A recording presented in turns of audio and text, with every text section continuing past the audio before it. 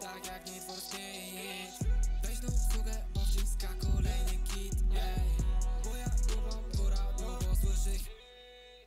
To jest zwykły gold digger, chcę ten beat. Na mnie Savage, Dior, kurwo ma być expensive, wavy, fancy. Kiedy wypuszczamy dźwięki all night long, siedzę na długiej sesji, baby. Nie mam mnie dzisiaj na noc, mam pogoń z pieniędzmi. Goni mi, dzwoni na fon, fala goni, hajs ponieważ zbiera na dół. Goni mnie ciągle czas, to jest handicap, no cap, kiedy czuję zapach. Paliłem mosty cały polepiony, dziś nie polepiony.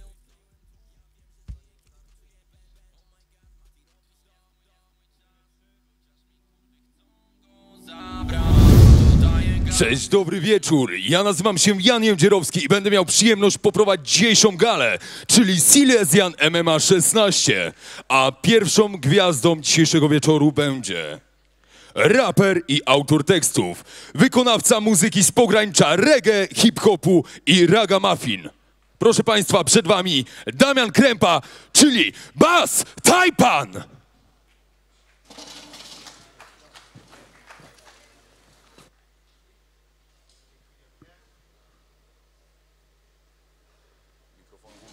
Raz, jeden. Siemanko, siemanko, Jo, witamy jo. was serdecznie. Silesian, odsłona 16, Silesian MMA, odsłona 16. Miło mi tu z wami być. Cieszymy się bardzo, że możemy dla was zagrać, także co? Zaczynamy z tym, słuchajcie, bo najważniejsze dzisiaj są walki, najważniejsi dzisiaj są wojownicy i to też zaraz tu się stanie. Okej, jeżeli możemy prosić o muzykę, to dokładnie tak. Aha, Specjalnie dla was i specjalnie tu. Bass Taipan, Jakub Kłak, Slawik Tak Rasta. jest. Wilka, jedziemy z tym. Dokładnie tak. Powiedzcie tylko, czy nas dobrze słyszycie tam na tych trybunach. Słychać nas? Tak jest? Dobra, już wiemy, gdzie jesteśmy. Ej, gdybym był magiem i mógł spełnić twoje 3 życzenia, to jaka byłaby twa prośba? Powiedz mi, prawda, że piękna ta pokusa? Pamiętaj, że pokusa ta też groźna. Jemanej, gdybym był magiem i mógł spełnić twoje 3 życzenia. to jaka byłaby twa prośba? Powiedz mi, prawda, że piękna ta pokusa? Pamiętaj, że pokusa ta też groźna. Jemanej Chciałbyś bogactwo, i długie życie, piękną kobietę i luksusy obficie, lub szczęście, permanentne upojenie, a to wszystko dla siebie spełnienie. Pragnę, chcę, ja tego potrzebuję, 3 życzenia tak mało w głowie kalkuluję, bo ja tego chcę, bo to mi się należy. Uważaj, szczęście w rozsądku leży. Ej, chcę piękny dom z basenem, piękną piękną limuzynę. konto bez ograniczeń, piwnicę z winem, wszystkie piękności tego świata wokół mnie. Tak, to jest to, w czym zatracić się chcę lub inaczej. Diamenty, złoto, perły bez ograniczeń, piękno fizyczne, Bez żadnych ćwiczeń. władza, w moje ręce władza. Tak, to jest to, co ponad wszystko przekładam. O, gdybym był magiem i mógł spełnić twoje 3 życzenia, to jaka byłaby twa prośba? Powiedz mi, Prawda, że piękna ta pokusa? Pamiętaj, że pokusa ta też groźna. Jemanej, gdybym był magiem i mógł spełnić twoje 3 życzenia. to jaka byłaby twa prośba? Powiedz mi, prawda, że piękna ta pokusa? Pamiętaj, że pokusa ta też groźna. Jemanej, wszystko to piękne, tylko powiedz mi jedno. Pomyśl o rzeczach, przy których Inne bledną. żyć sobie, pokój na świecie, miłość, chociaż jedno szczęśliwe dziecię. Ją poproś o szczęście całej ludzkości, rozszerz horyzont, nie patrz na swoje włości. Żyć sobie, by świat stał się rajem, byśmy wszyscy nie zjadali się nawzajem. Ej, poproś o globalny dostatek, poproś o to, aby każdy stał się twym bratem. Żyć sobie, koniec wszystkich chorób, pomyśl, ile zniszczysz ludzkich horrorów. Ej, poproś o to, aby cała broń stąd znikła, poproś o to, aby radość To była rzecz zwykła. poproś o to, aby cała broń stąd znikła, poproś o to, aby radość to była rzecz zwykła. Bo gdybym był magiem i mógł spełnić twoje 3 życzenia. to jaka byłaby twa prośba? Powiedz mi, Prawda, że piękna ta pokusa? Pamiętaj, że pokusa ta też groźna. Jemanej, gdybym był magiem Bogiem i mógł spełnić twoje. Trzy życzenia, To jaka byłaby twa prośba? powiedz mi. Prawda, że piękna ta pokusa. Pamiętaj, że pokusa ta też groźna. Emanej. Dokładnie tak, jeszcze raz witamy was serdecznie. Tutaj na Silesian MMA 16. Słuchajcie, bardzo się cieszymy, że tutaj jesteśmy. Bardzo się cieszymy, że walczą tutaj nasi koledzy, których bardzo chętnie chcemy zobaczyć na tym ringu i chcemy zobaczyć rzeczywiście ich wygraną. Słuchajcie, moi drodzy, dokładnie tak. Słyszycie nas dobrze? Czy dobrze nas tutaj słychać? Wow. Super. Dobra, jedziemy dalej. Run it. Dokładnie tak. Okej, słuchajcie, kolejny kawałek, tym razem o samodoskonaleniu się. Szacunek Rychupeja, szacunek Ja. Bilon HG. Dilgang, dokładnie tak. Specjalna dedykacja dla wszystkich zawodników. Okej. Ja. Nieistotne, czy jesteś lepszy od innych. Najważniejsze, byś był lepszy od samego siebie z wczoraj. Z wczoraj. Prowadź życie. Po świadomości torach. Nieistotne, czy jesteś lepszy od innych. Najważniejsze, byś był lepszy od samego siebie z wczoraj. Z wczoraj. Prowadź życie po świadomości torach. Ludzie gdzieś pędzą, ludzie gdzieś gnają, a cele w tym pośpiechu ciągle umykają. Rozmywają się i giną bez śladu. Pośpiech śmiertelny jest dla wewnętrznego ładu i równowagi zabójczy jak ciosy z Krav Magi. Dla wolności jak stalagi, bo za dużo wagi i czarnej magii. Do wyścigu przykładane jest, ej. Nieistotne, czy jesteś lepszy od innych. Najważniejsze, byś był Lepszy od samego siebie z wczoraj. Z wczoraj. Prowadź życie po świadomości torach. Nieistotne, czy jesteś lepszy od innych. Najważniejsze, byś był lepszy od samego siebie z wczoraj. Z wczoraj. Prowadź życie po świadomości torach. Parłem mocno do przodu pod górę życiowych spraw. A to z jednego powodu, by się wyróżnić jak pan. Tak wychował mnie rap, tak sobie sam uroiłem. Ciągle przed siebie na siłę, ja żyłem dla tych linijek. Ej, tak naprawdę to była ucieczka od domu z problemami i od życia w kompleksach. Szarozi depresja, jak na blokach pejzaż. Trochę zioła i się czuję jak Rembrandt. Nieistotne, czy jesteś lepszy od innych. Najważniejsze, byś był lepszy od samego siebie z wczoraj. Z wczoraj.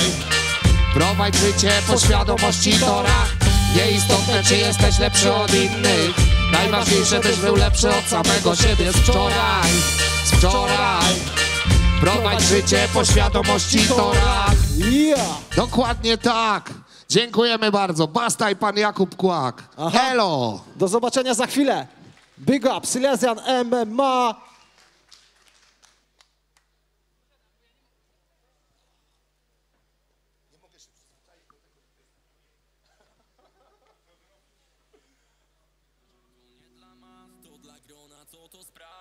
Słuchajcie, wiemy na co wszyscy czekają, więc nie przedłużając, poznajmy zawodników dzisiejszej gali.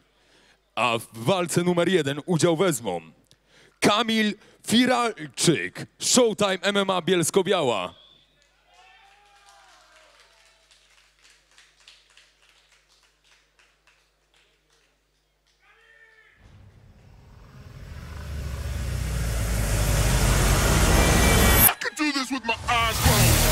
Damian Koszyk, Rio Grappling, Klub Dąbrowa Górnicza.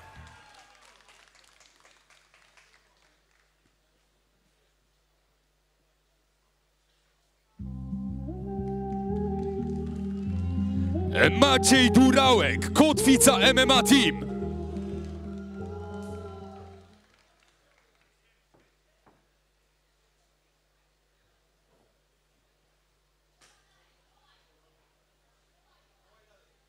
Dorian Wawrzusiak, MMA Tadores, Katowice.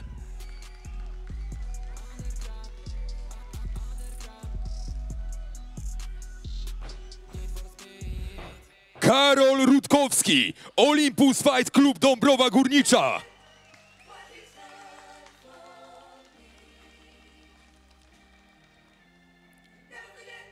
Tymoteusz Senkowski, Faktory Oświęcim.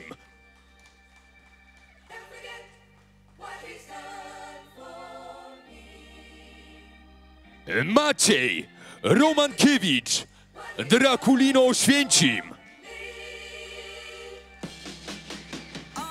Spałem na gównie, zagata meble, spałem w pościeli z Ferrari. Za rok tu wjadę Rari. Jarek Maciusik, Grappling Kraków. W banku nerwy ze stali. Dam radę utrzymać rodzinę, skarbie. Nie będziemy szukali miani. Nie spałem za gatą, ale spałem z Zuzią i z Zuzią i z Zuzią. Otwieram listy, skarbowy urząd. Chcą mnie prześwietlić, chyba za dużo. Zrobiłem pęgi, chyba za dużo. Siwej butelki, chyba za dużo. Na to energii poszło za dużo. Rucham tak, jakbym za chwilę miał urodzić bliźniaki. Bartosz Godyń, Sarara Teamfight Club. Jak szczur. Byleby zjeść i zapić, byleby żyć, nie śmigać kanałami, bo tak między nami. Ziomal, który mi wisiał 2,5 koła, wisi trochę więcej, no i skończy. Patryk Nikel, czempion Katowice. Jakie teraz mamy życie, wiesz? Jak robiliśmy pierwsze numery razem, to nie mogłem w to uwierzyć, stary. Cieszę się, że w ogóle na ciebie natrafiłem i że mogę być tego częścią. Posadziłem parę wersów. Bogusław Rajtar, Akademia Boksu imienia Henryka Średnickiego w Będzinie. Były chujowe lokale, teraz słuchają stadiony, więc lepiej przynieść wokaler. Tyle na tej scenie już emocji wylałem, ty kiedy tam ci pomyśleli, że to kurwa Paulaner. Daniel Wojańczyk, Olympus Fight Club Dąbrowa Górnicza oraz MM Matadores Katowice. Ona chciałaby wyjechać z nami autokarem, może widzieć mnie za bilet maksymalnie 1 hour. Champagne paper, odpalam majka i klepię papier. Piotr Drozdowski, Akademia Goril Żyrardów. Zmieniam na rarę, na mnie postrzeganie. Nie myślałeś, że to robię za karę, a daję taki towar, że go kładziesz na tarę. Zmienia im to wszystko. Sebastian Szweda, Boxing Team Gross. Po tej płycie mami naskakuje Ferrari, Tatinek, Aventador lub ewentualnie McLaren. To jest Guy Bordo, to jest od K do I, od T do S. To jest Guy Bordo. Dwie ostatnie walki, które będą walkami wieczoru. Adam Lazar. Mercury.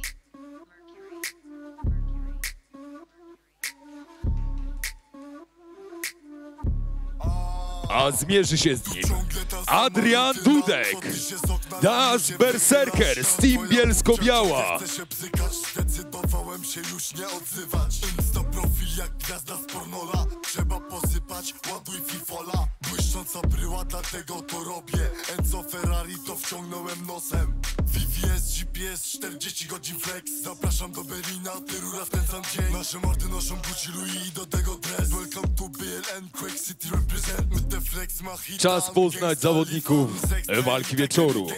Sylwester Hasny, Bizon MMA Team.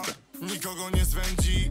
Patrz na backseat, koszula Fendi. Mam klientki, a w DM-ach modelki. Wsiadam se do eski, jest gitara i prestige. Ona sexy, please do text me. A teraz psik, psik. W dole smród jak sturala robi ma na imię egoistka.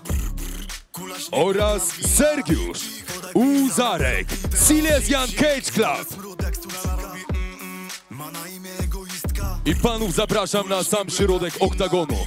Podaj pij, same biorą pip. Gdzie jest Bóg, bo nie z nami. Brak mu słów, gdy się gapi. Życie w takim mieście to jak jazda bez trzymanki. Dobrze znam ten blok, tam nie trzeba edukacji. Zarób tylko sos, się poprawi smak sałatki. Mam na linii cały mainstream po jednej Tak sesji. prezentuje się 18 zawodników. 9 pojedynków czeka nas dzisiejszego wieczoru. Wielkie brawa i za chwilę zaczynamy pierwszy pojedynek. Buzie robimy rekord, nim usnę. Wymienił zdejmij koszulkę, ograniczyłem z nią cukier prosto z melanżu kroplówkę. Nie są urażone, kiedy wychodzę przed piątą. One są niszowe, coś jak na wystawie Tom Ford. Wpadają na bloki, kiedy chcą odwiedzić kosmos. Fioletowy kubek rozpuściłem tak jak boty. Teraz psik, psik. W dole smród jak sturala robi ma na imię egoistka. Kula śniegu jak lawina. Pik, pik. Podaj pik, same biorą pip. Teraz psik, psik. W dole smród jak sturala robi ma na imię egoistka. Kula śniegu jak lawina. Pik, pik. Podaj pik, same biorą pipa.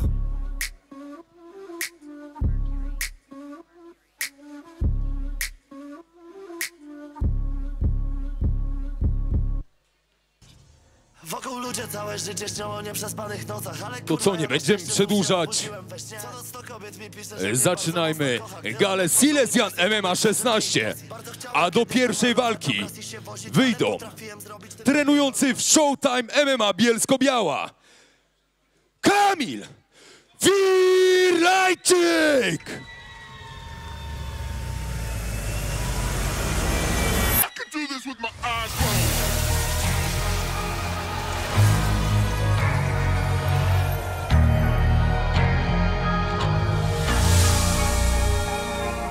I'm back from the dead, from the back of my head. Been gone and facing horrors that should never be said. The wrath and the grit from the pit of despair. Been taking every whip and word, I've never been spared. They say tomorrow's never promised, honest. They say the angels are among us. Lock me up in the maze. Turn out the lights. I was born, I was raised for this. Turn out the lights. Lock me up inside a cage. Just throw away the key, don't worry about me. I was driving in my car, throwing up my hands, put it in coast. I could do this with my eyes closed. Turn out the lights. I could do this with my eyes closed. Turn out the lights. I could do this with my eyes. Less medication. A jego przeciwnikiem będzie zawodnik z klubu Rio Grappling Club Dąbrowa Górnicza, Damian Koszyk! Rest in peace, jak kopigram, mówię co mi leży. Nie musisz mi wierzyć, to że szerzysz się to dalej kiedyś tylko małe grono. Poprawna polityka w rapie toleruje homo. Układy za follow, klepaki za frity. Dlatego na tej płycie tylko ludzie z mojej ekipy. Nie podlegamy nikomu, chociaż wokół tylko blood money. Tylko po to by mieć Armani. Wszyscy młodzi nocą stali tak jak Batmani. Mało kto się żali, gdzie masz hajs mami. Wow, get the music, FNS, hej. Walka w kategorii wagowej do 77 kg. Kamil Firliańczyk kontra Damian Koszyk z Rio Grappling Club Dąbrowa Górnicza. Jeszcze ci przerwę na chwilkę. Tak? Chciałem powiedzieć Państwu tutaj, warto przyjrzeć się zawodnikowi Damian Koszyk. Ja miałem okazję komentować jego ostatnią walkę na gali MMA VIP, bodajże 5 albo 6, nie pamiętam dobrze. Damian jest bardzo eksplozywnym, świetnie radzącym sobie zawodnikiem i w stójce, i w parterze. Razem komentowałem tą galę z Kornikiem, byliśmy pod wrażeniem jego występu. Jestem ciekaw, jak się sprawdzi dzisiaj. Także jak właśnie tutaj wspomniałeś, gala VIP, czyli występy amatorów, teraz gala zawodowa, Silesian. Jeśli się chce, to można i Damian Koszyk jest tego świetnym przykładem. Bielsko-Biała kontra Dąbrowa Górnicza. Praktycznie dwie sąsiadujące miejscowości niedaleko siebie. Zobaczymy, kto wyjdzie tutaj zwycięsko. Czy Kamil Firlajczyk, czy Damian Koszyk. Jak uważasz? Ciężko mi jest powiedzieć, bo nie znam Kamila Firliajczyka. Tyle co powiedziałem, że Damian Koszyk, świetny jego występ na poprzedniej edycji gali MMA VIP. Zobaczymy, jak się zaprezentuje dzisiaj. Sędzią pojedynku jest Tomasz Jeruszka, główny trener klubu Matadores Katowice. Kilka wskazówek od sędziego i zaczynamy. Pierwsza walka dzisiejszego wieczoru gali Silesian MMA 16. Kamil troszeczkę wyższy, ale myślę, że zasięg rany mają podobny. I zaczynamy. Kamil mocnym atakiem i od razu wchodzi w nogi, szuka sprowadzenia i mamy. I rzucił Damiana Koszyka mocno do parteru, zajął od razu pozycję boczną. Ustabilizował go na początku tej rundy. Przełamało go siłowo, ale zobaczymy, czy taką mocną presją, takim mocnym atakiem wystarczy mu tlenu na pełen dystans.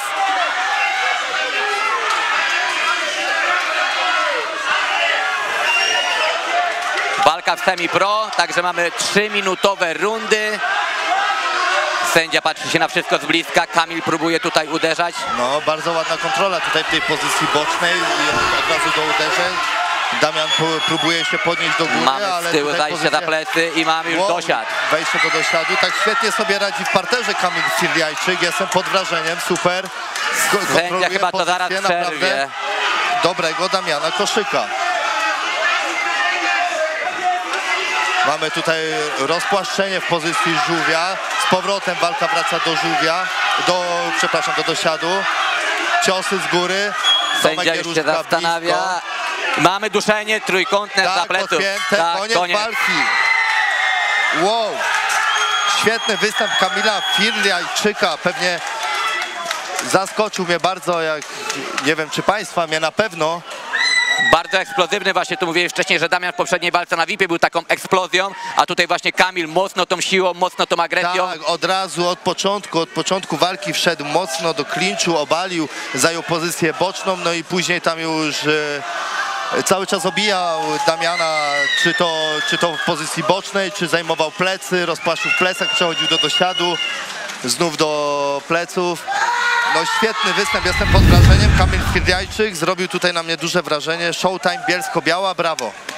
Damian tutaj też, można powiedzieć, jest bardzo mocnym gościem, no bo bronił się też, operował dużo tam ciosów w parterze, szukał jakoś wyjścia, ale jednak tutaj przewaga siłowa Kamila była zbyt duża. I mamy oficjalny werdykt.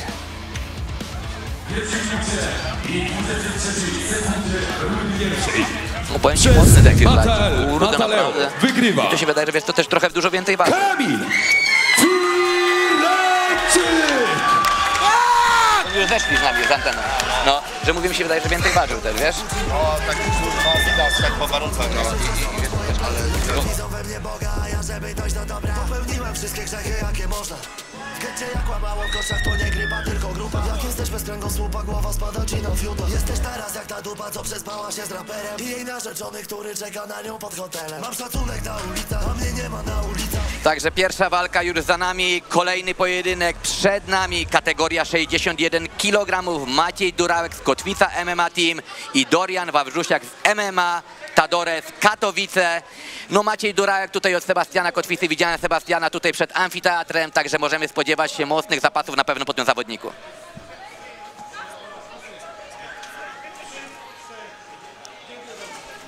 Jak uważasz tutaj z Matadore z Katowice, Dorian Wawrzusiak i jego styl walki? Wiesz co, szczerze powiedziawszy, nie znam Doriana, nie znam Maćka. Zawodnik trenujący w Kotwica MMA Team. Zawodników znam Maćka, Kotwica Team MMA, reprezentujący świetnymi zapasami. Znam Doriana, tak jak wspomniałem wcześniej, sędzia główny tutaj walki Tomek Jaruszka jest głównym trenerem Matadore z Katowice, a więc zakładam, że Dorian będzie świetnie przygotowany do tego pojedynku. Także zobaczymy. Wracamy teraz na wejście zawodników, posłuchałem przy czym wychodzą.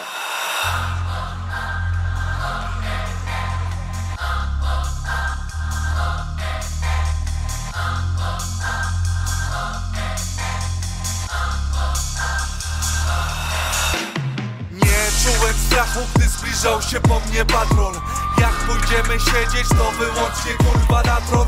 Całe nasze życie poznajemy się na ludziach. Ja do końca za swoimi, nawet jak grozi współudział. Kiedyś będę prochem rozsypany w małej urnie, bo takie decyzje zapadają tu odgórnie. A najlepsi artyści to od dawna są już martwi. I Herbert, i Biggie, i Salvador, i Magritte. Nieraz to życie wystawiało mnie na próbę. Jebać to wszystko, zmalujemy coś jak Rubens. Dostałem jedno życie, żyję jak mi się podoba. Zostanie po nas więcej niż te napisy na grobach. Nikt nie będzie słodził, ale każdy pieprzy. Jeszcze zrobię parę płyt i będę kurwa nieśmiertelny. A to klątwa czarnej perły. Wysiadam z własnej bębki, choć wrzucamy do żołądków, nie potrafimy napełnić. Napiszą mi na grobie datę, imię i nazwisko. Datę, imię i nazwisko. Żeby wtedy czytający mogły mówić o mnie wszystko. A jego przeciwnikiem będzie trenujący w MMA Tadore z Katowice. Proszę Państwa, w narożniku zielonym Dorian Wawrzusiak!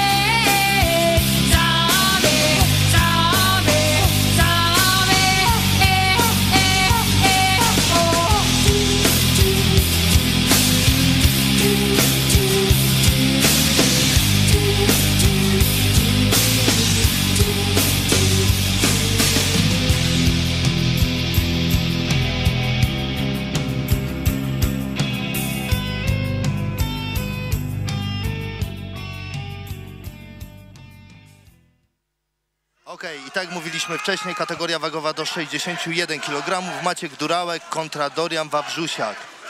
Dorian Wawrzusiak, 3 walki w amatorskim MMA wygrane, 5 porażek, duże doświadczenie jego rywal Maciej Durałek, 6 zwycięstw, 5 porażek, także mamy tu naprawdę doświadczonych amatorów, młodych chłopaków, jak widzicie.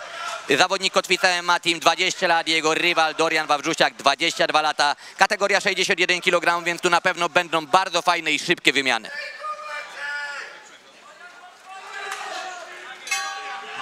Trzy rundy po 3 minuty, zaczynamy.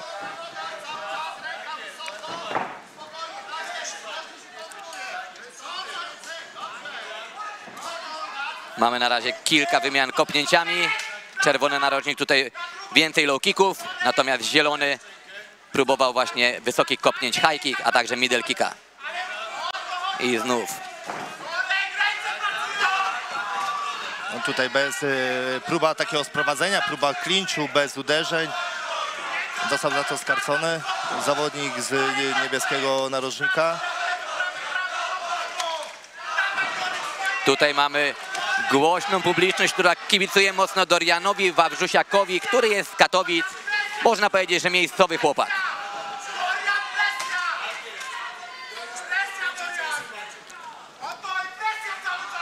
Tutaj cały czas słyszymy podpowiedzi z narożnika Matadores Katowice, aby Dorian wywierał większą presję na swoim rywalu Macieju Durałku. Sędzia przerywa pojedynek, szczęka zawodnika wypadła, tak? Nie, tutaj chyba odkryła się reklama. Tak jest. Tak. I pojedynek wznowiony, zaczynamy. Mamy takie gorąco, że nawet reklamy nie chcą się trzymać banerów. Zaciskaj pięści,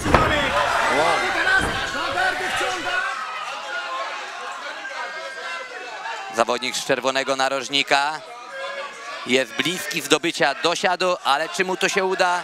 Za chwilkę zobaczymy. I mamy półgardę, kontrola z góry.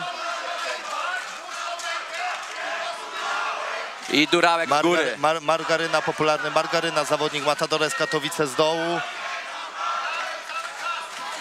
Tak, tutaj Maciek Durałek z góry, tak, takie nie jest to ani półgarda, nie jest to garda, taka pozycja troszkę dziwna, no ale... Ale to jest zapewne pozycja, którą chciał tak, właśnie wywrzeć Sebastian Kotwica na swoim zawodniku. I zajęcie pleców przez zawodnika, przez Maćka Durałka, rozciągnięcie. Czyżby było podobne Doriana. zakończenie jak w pierwszej walce? Tutaj mamy takiego body locka na Dorianiu Wawrzusiaku. Maciek Durałek zapiął, naprawdę nie jest tego łatwo na pewno uciec. Musiałby Dorian Wawrzusiak na stronę nóg zapiętych, na stronę stóp zapiętych obracać przeciwnika, podhaczać i wtedy biodra wypychać do przodu. Mamy jedną ręka była pod szyją, ale drugą trzyma. 30 sekund do końca. Czy zobaczymy, czy starczy czasu na poddanie, na skończenie walki przed czasem Maćkowi? Niepotrzebnie tutaj Maciek prostuje głowę, ponieważ ta ręka może wejść głęboko. Dokładnie, zobaczymy jak Dorian broni tutaj tych pleców, niech wypycha łokieć do góry. 10 sekund, Stara Dorian, się to robić, trzymaj, Tomek Gieruszka trzymaj. głośno mu tutaj krzyczy. Mamy 8 sekund do końca. Już raczej tutaj nic się nie wydarzy. Za chwilę sędzia wezwie zawodników do narożników.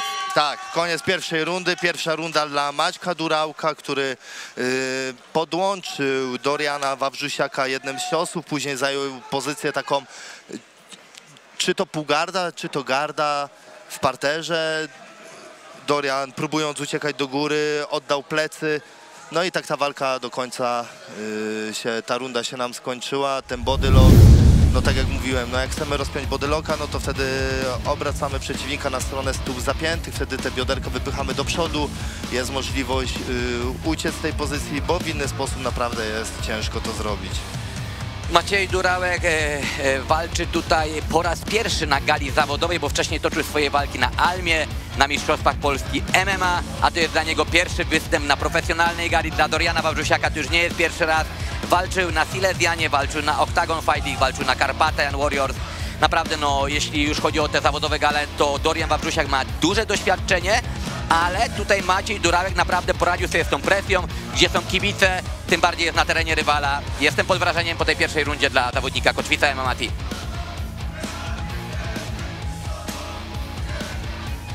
A ostatnie chwilę przerwy i zaczynamy drugą rundę. Klatka zamknięta i sędzia rozpoczyna drugą rundę. Zaczynamy.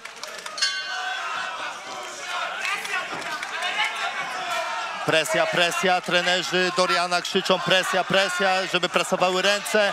Ładnie teraz poszedł po sprowadzenie, ale Maciek Durałek obronił w tempo, ale idzie do końca Dorian. Idzie, bardzo ładne zajście na plecy. Dokładnie, świetnie, próbuje te plecy wpinać. Tylko żeby oby teraz tylko nie sytuacja został na się, dole, oby tylko nie został na dole. No bo będzie problem, jak będzie z góry Maciek Durałek. Pokazał nam to w pierwszej rundzie, że potrafi w tym parterze dobrze zachowywać się. Maciej Durałek powinien teraz się wysuwać. Chociaż już zajął... No i niestety tak. Dorian Wawrzusiak zostaje na plecach. Nieudane wpięcie za plecy. Może teraz spróbuje, nie skorzystał z siatki jednak. Nie skorzystał z siatki, no i Maciek Durałek zapina znów tego bodylocka na plecach przeciwnika. Pracuje nad duszeniem, będzie zapewne rozbijał go. Wydaje mi się, że ta akcja była bardzo trenowana, bo tutaj Sebastian Kotwica cały czas podpowiada, jak ma to zrobić i chyba jest ustawione po prostu to wszystko na Macie Kotwica MMA Team, że te zakończenie trójkątem za pleców może wejść. Tak, w pierwszej rundzie mieliśmy niecałą minutę do końca na obronę Doriana, teraz mamy 2 minuty. Ładnie. Sebastian Kotwica tu mocno krzyczy, żeby robił dosiad. Dosiad i świetnie wstaje do góry brawo. Dorian Wawrzusiak, brawo. Brawo, nie odpuścił Waleczny, widać do końca, ładnie poszedł do stójki i teraz takim haczeniem nogi pięknie podcina Maćka Durałka, siadając na dupę swojego przeciwnika dając. No trzeba jeszcze tylko te plecy odkleić od siatki, położyć go całkowicie na macie, no i mamy ładne tutaj sprowadzenie Doriana.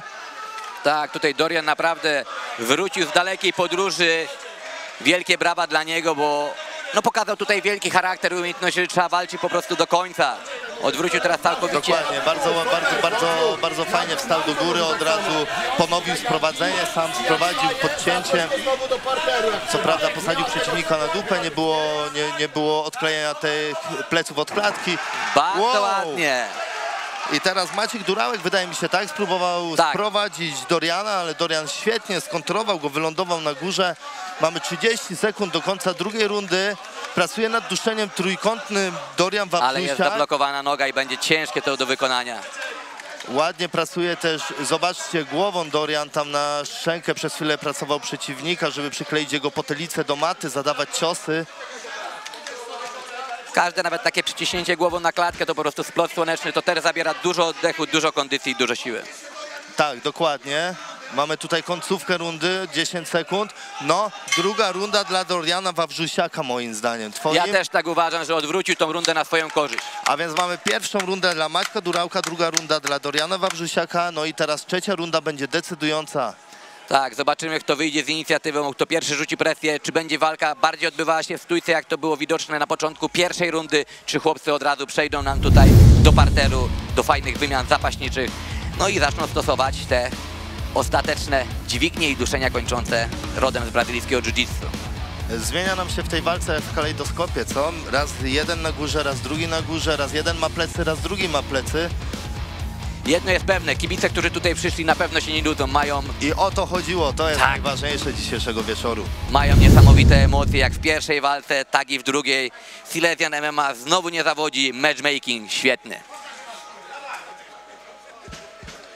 Ostatnie wskazówki od trenera tutaj Tomka Jeruszki i Sebastiana Kotwicy. I zaczynamy ostatnią decydującą trzecią rundę tego starcia. Maciek Durałek, Dorian Wawrzusiak. Lecimy. Sportowe przywitanie i lecimy. Od niskiego kopnięcia zaczyna Maciek. Krzyczą tutaj trenerzy Doriana, ręce pracują. Cały czas, żeby wywierał presję. I tym podchwyceniem pięknie sprowadza w tempo Maćka Durałka. Maciek Durałek się kręci do nogi. I mamy odwrócenie pozycji, teraz Maciej jest z góry. Tak, przez dźwignię, do której poszedł Maciek Durałek, znalazł się na górze w gardzie przeciwnika. Panowie są amatorami, ale naprawdę te walki na Almie, Mistrzostwach Polski MMA, czy tak jak wcześniej Doriana na Silesianie, Oktagonie czy Karpatarnie Warriors, dały im dużo doświadczenia, co widzimy dzisiaj. Tak, bardzo fajna walka, dużo się dzieje. No, mamy 2 minuty do końca rundy. Zobaczymy, jaki będzie plan tutaj Maćka. Ma teraz pozycję dominującą, nawet jeśli będzie leżał, będzie uderzał, będzie próbował stabilizować tą pozycję, czy przechodzić, to będzie punktował u sędziów, a niestety Dorianowi ta walka odjeżdża. Tak, ale mamy taki kalejdoskop w tej walce, że jeszcze mamy 1,5 minuty. Tutaj może się jeszcze wszystko zdarzyć 2 razy. Tak jest, mieliśmy to w drugiej rundzie. Mocno mostuje Dorian, mocno mostuje, żeby wyjść i pięknie w ten sposób sweepuje swojego przeciwnika i zostaje z góry. Zobaczcie, Maciek jeszcze próbuje podhaczać tutaj gardą motylą. Motylem tutaj też pracuje nad przetoczeniem, ale Dorian nie daje się na to nabrać, zajmuje pół gardę z góry, próbuje szukać tutaj tej kontroli, żeby ustabilizować przeciwnika. Jeden i drugi jest bardzo ruchliwy w parterze. Powrót do gardy. No naprawdę sędziowie będą mieli dylemat w tej walce. No Maciek też troszeczkę jest aktywny tutaj z dołu, próbuje uderzać. Wyżej na sędziach to, że nie jest pasywny, pomimo tego, że jest w gorszej pozycji. Tak, ale mamy tutaj przetoczenie, pozycję zajętą z góry. No i to obalenie na samym początku. Obalenie, dokładnie, ładne podcięcie w tempo, wejście. Oba narożniki podpowiadają, co mogą. Tak jest. Aktywny Maciek z dołu, cały czas też próbuje właśnie uderzać, nie leży. Cały czas próbuje uderzać tą aktywność. Pewnie robi sobie na miejsce, żeby zaraz wystrzelić dynamicznie do góry, próbować czy wstać, czy poddać, czy przetoczyć swojego przeciwnika. O, właśnie tak jak teraz. No ale Dorian jest czujny. Jest czujny, wie, że to jest koniec walki, wie, że to jest końcówka, że jest 20 sekund do końca i czujnie kontroluje przeciwnika. Nie chce tego zwycięstwa wypuścić sobie z rąk, bo zapewne, jeżeli ta walka się skończy w taki sposób, to może iść na korzyść Doriana. On będzie zwycięzcą. Chociaż też się nie zdziwię, jakby sędziowie tutaj orzekli remis. Też się nie zdziwię, dokładnie.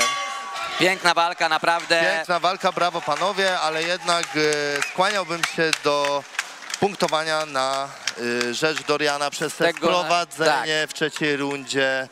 Jednak to on zapunktował przetoczeniem. Później mieliśmy próbę dźwigni kończącej, pójście na nogę. W ten sposób Maciek znalazł się na górze, no ale Dorian go z powrotem przesweepował, przetoczył i on kontrolował tą walkę do końca już z góry. Doriana właśnie też można docenić przez to, że wychodził z krytycznych sytuacji, potrafił odwrócić tą walkę na swoją korzyść. To też jest bardzo punktowane. Te sweepowanie, to wszystko, no zobaczymy, jak sędziowie orzekli. No. My mamy swojego faworyta w postaci Doriana Wawrzusiaka, ale to powiedzą sędziowie. Ale panowie, super walka, pokaz charakteru, jeden, drugi oddali serducho w tej walce, a to jest najważniejsze. Oni są młodzi, mają 20 i 22 lata, to jest przyszłość polskiego MMA.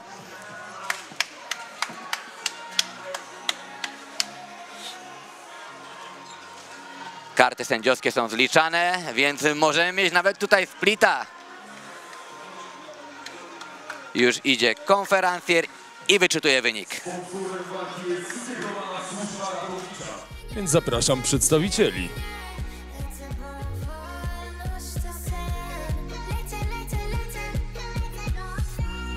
Proszę Państwa, a nie jednogłośną decyzją sędziów wygrywa Maciej Turałek! Lecę, bo chcę, bo mogę, bo na bokiem jestem Bogiem. Jak przychodzę, poza pomogę, to tylko byś polał na drugą nogę. To siup, klub pełen dup, zrób klap, klap, potem tup, tup. Do mojego private jet daję kilka stów. Będę twoją fabryką snów. No i jednak, Tomku, nie udało nam się wytypować zwycięzcy. Maciej Turałek wygrywa niejednogłośną decyzją sędziów tą walkę. Z Dorianem Wawrzusiakiem, tak, jestem troszkę zaskoczony. Ale tak jak mówiliśmy, może ten werdykt iść w dwie strony. Chłopaki zostawili serce, walka zmieniała się jak w kalejdoskopie, szczególnie w pierwszej, w drugiej rundzie. Dorian właśnie teraz widać, że mocno przeżywa tą porażkę, ale nie ma czym się przejmować, bo oboje naprawdę pokazali ogromny charakter, klasę i w profesjonalnym MMA na pewno nie jedna federacja. Może i Silesian skusi się na ich rewanż. Dokładnie, jestem za. Tutaj mamy jeszcze właśnie powtórki z całej walki. Tak, przepraszam, ja na początku powiedziałem, że czy został podłączony, a on tutaj próbował Dorian kopnąć high kicka, poślizgnął się i został w ten sposób z dołu. Tak, mam dzisiaj takie gorąco, że no że po prostu ciężko jest nawet utrzymać równowagę na nogę. Jest bardzo śliski na pewno oktagon. Mamy teraz jeszcze tutaj zdjęcia. Obydwa narożniki sobie robią, gratulują. Wielkie brawa dla tych fighterów. No i jeśli kolejne walki będą tak ekscytujące, to temperatura będzie tylko rosła, nie tylko na zewnątrz, ale również w oktagonie. Słuchajcie, ja zapraszam nikogo innego jak wszystkim wam tutaj pewnie znanego Adriana Aresa Bleszyńskiego. Wielkie brawa, a będziemy teraz licytować rękawice, które należą właśnie do Aresa. Zresztą powiedz coś sam o nich. Proszę Państwa, wielkie brawa. Adrian Ares Bleszyński.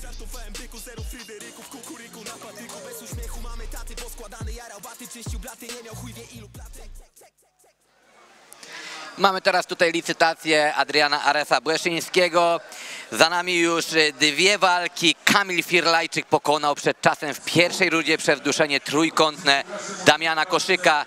Maciej Durałek wygrał niejednogłośną decyzją z Dorianem Wawrzusiakiem. Naprawdę 2 mocno ekscytujące walki, a przed nami jeszcze 7 wspaniałych pojedynków.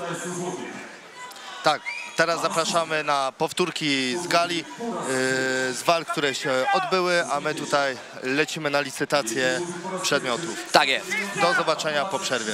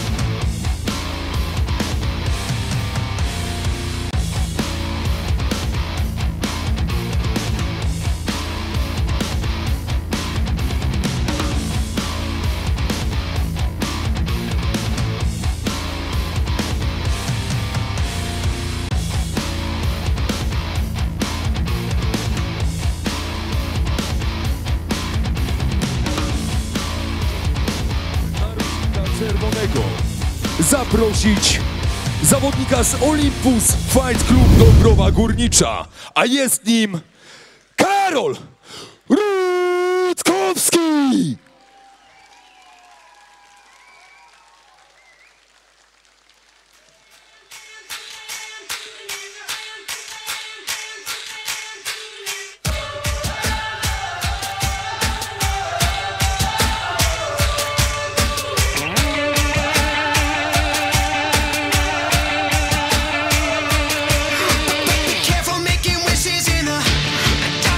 Can't be so when it hit that. I'm in the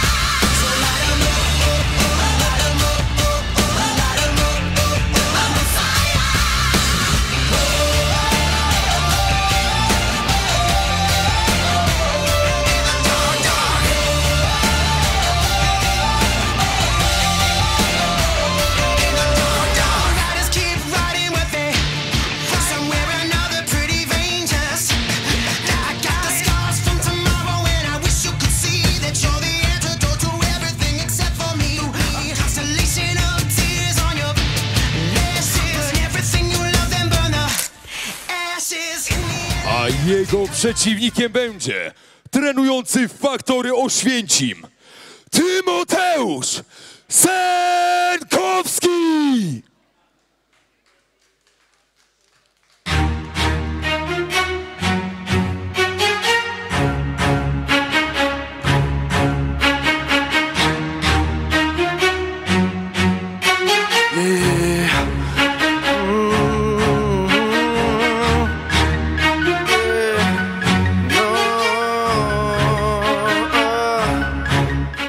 Przed nami kolejna walka semi-pro w kategorii wagowej do 70 kg. Karol Rutkowski z Olympus Fight Club Dąbrowa Górnicza kontra Tymoteusz Senkowski, Faktory Oświęcim. Karol 22 lata, Tymoteusz 18. No i zobaczymy, kto tutaj będzie górą. Czy Olympus Fight Club Dąbrowa Górnicza, czy Faktory Oświęcim. Tymoteusz Senkowski ma na swoim koncie 2 wygrane w semi-pro, 0 porażek. Czy Karolowi uda się zmazać ten nieskazitelny rekord? Przekonamy się. Obydwoje zawodnicy wysocy na swoją kategorię wagową, 1,85 m, podobne warunki fizyczne, wzrostu, ale jak na tą kategorię wagową, to wysocy zawodnicy. Tak jest, wysocy zawodnicy, więc tutaj naprawdę te warunki fizyczne im sprzyjają. Kategoria lekka, walka w semi-pro, 3 minuty, każda runda, tak, 3 razy 3.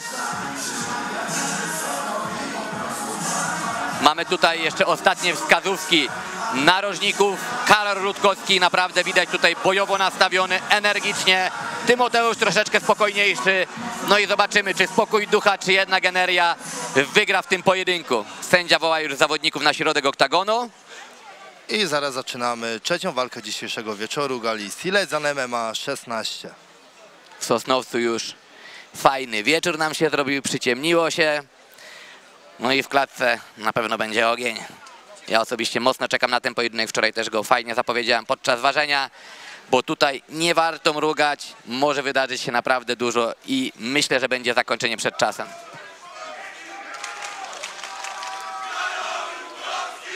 Słyszymy, jaką Karol ma tutaj doping, jaką ma widownię, naprawdę.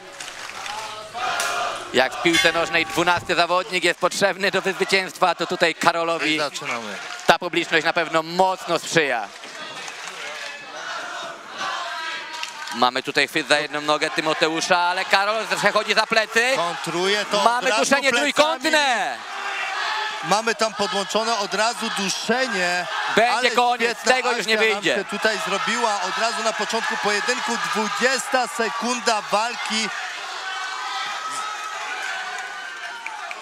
Ale myślałem, jednak... że... Koniec, tak, koniec! Nie Zawodnik odklepał! odpłynął. Tak, ale zwycięstwo Karola, naprawdę to było coś niesamowitego. Nieprzytomny ale Karol. Świetnie Karol Rutkowski wykorzystał te nie do końca dobre wejście w jedną nogę Tymoteusza Senkowskiego. Wykorzystał to idealnie, wpinając się za plecy, od razu podłaczając duszenie. No i do nieprzytomności zadusił Karola Rutkowskiego. Tymoteusza Senkowskiego. Przepraszam, Tymoteusza Senkowskiego. 20 sekunda bodajże to była walki. Tymoteusz jeszcze nie wie, co się dzieje. Fenomenalna akcja, brawo. Narożnik Karola bardzo ucieszony, nawet oni chyba się nie spodziewali, że tak szybko może to się skończyć. Tymoteusz ruszył po tą jedną nogę, ale jak właśnie Tomasz tutaj wspomniał, nieudolnie.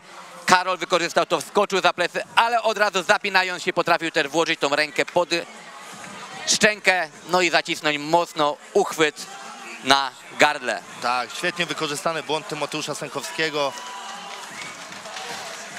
Teraz zachowanie najważniejsze, oczywiście. żeby nam Tymoteusz stał do góry, tak. żeby było wszystko okej. On sam pokazuje, że nie wie, co się nawet dzieje. No naprawdę waleczny chłopak, waleczny charakter.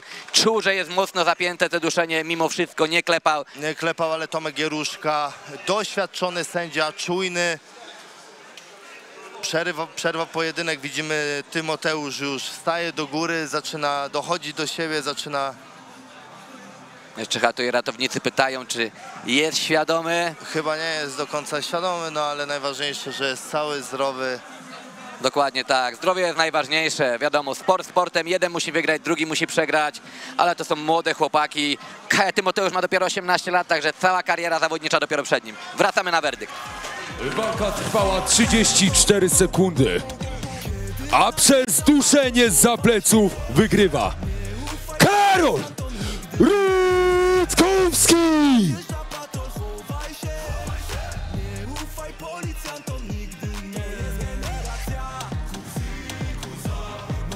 Sponsorem walki jest CBD Med.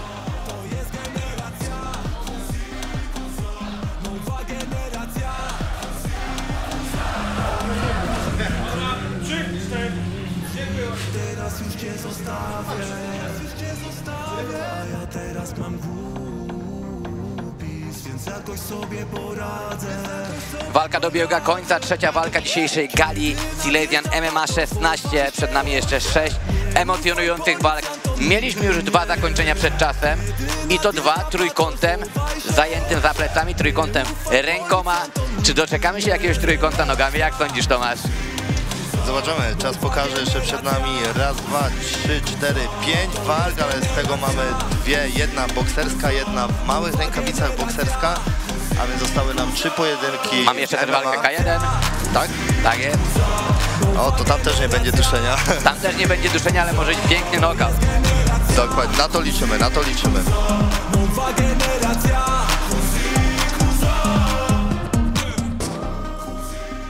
A do kolejnej walki w narożniku czerwonym wyjdzie zawodnik Draculino Oświęcim, Maciej Romankiewicz.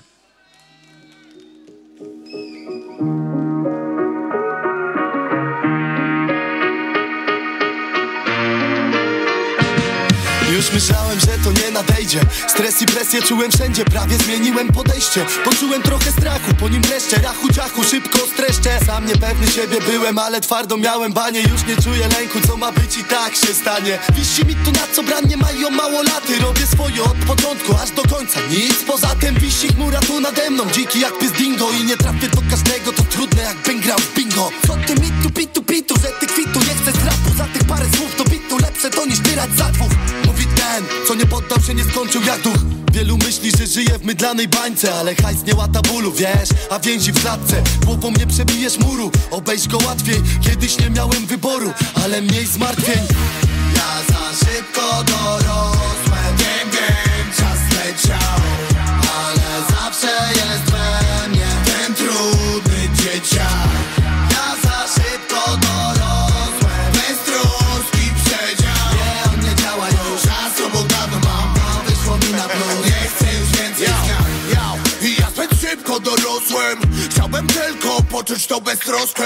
Kiedyś to był hip-hop, było dobrze, owszem, ale wtedy małe piwko było dużym kosztem. Jebać force, bo zarobione pieniądze równie dobrze mogą cię prowadzić na manowce. Obce nie były kradzieże i melanże ostre, chłopcze. A jego przeciwnikiem będzie zawodnik Grappling Kraków, Jarek Maciusik.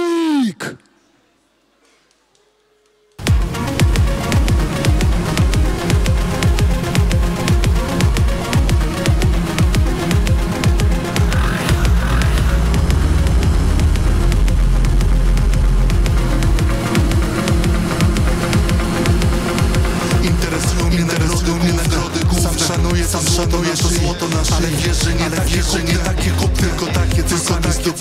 Mamy już 4. walkę na dzisiejszej karcie Silesian MMA 16. Maciej Romankiewicz, Jarosław Maciusik. Walka w wadze półśredniej do 77 kg. Maciej Romankiewicz reprezentujący klub Draculino Oświęcim, Jarek Maciusik, Grappling Kraków. Maciek jest młodszy o 2 lata, ma 20 lat, natomiast jego rywal Jarek Maciusik ma 22 lata. Maciej Romankiewicz, 2 porażki, 1 remis. Ostatni raz widzieliśmy go w walce równy rok temu, lekko ponad, bo to był 27 maja, natomiast 10 maja walczył ostatni raz Jarosław Maciusik. Ma rekord 2 zwycięstwa, 1 porażka. Ostatnie zwycięstwo na gali Silesian MMA 15. Czy dopisze kolejne? Przekonamy się. Wiesz co?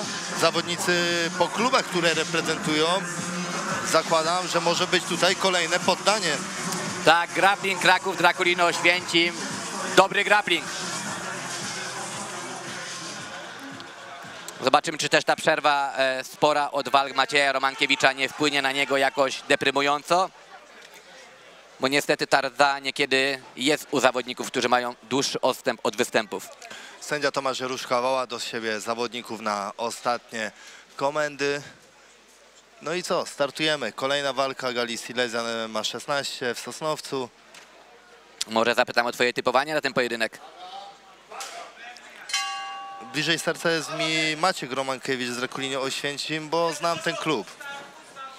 Ale naprawdę nie mam pojęcia, jak się ten pojedynek zakończy. Na razie, panowie, fajna wymiana bokserska.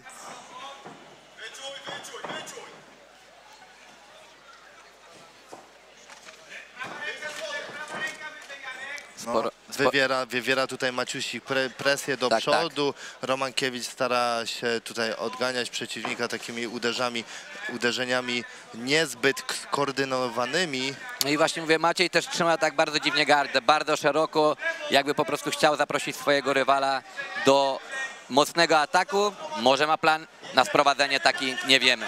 Teraz Maciek wywiera tą presję, gdzie zawodnicy złapali się w klinczu. Zobaczymy, kto pierwszy zechce sprowadzić. Kilka uderzeń tutaj mamy w klinczu. Znów złączenie tego klinczu.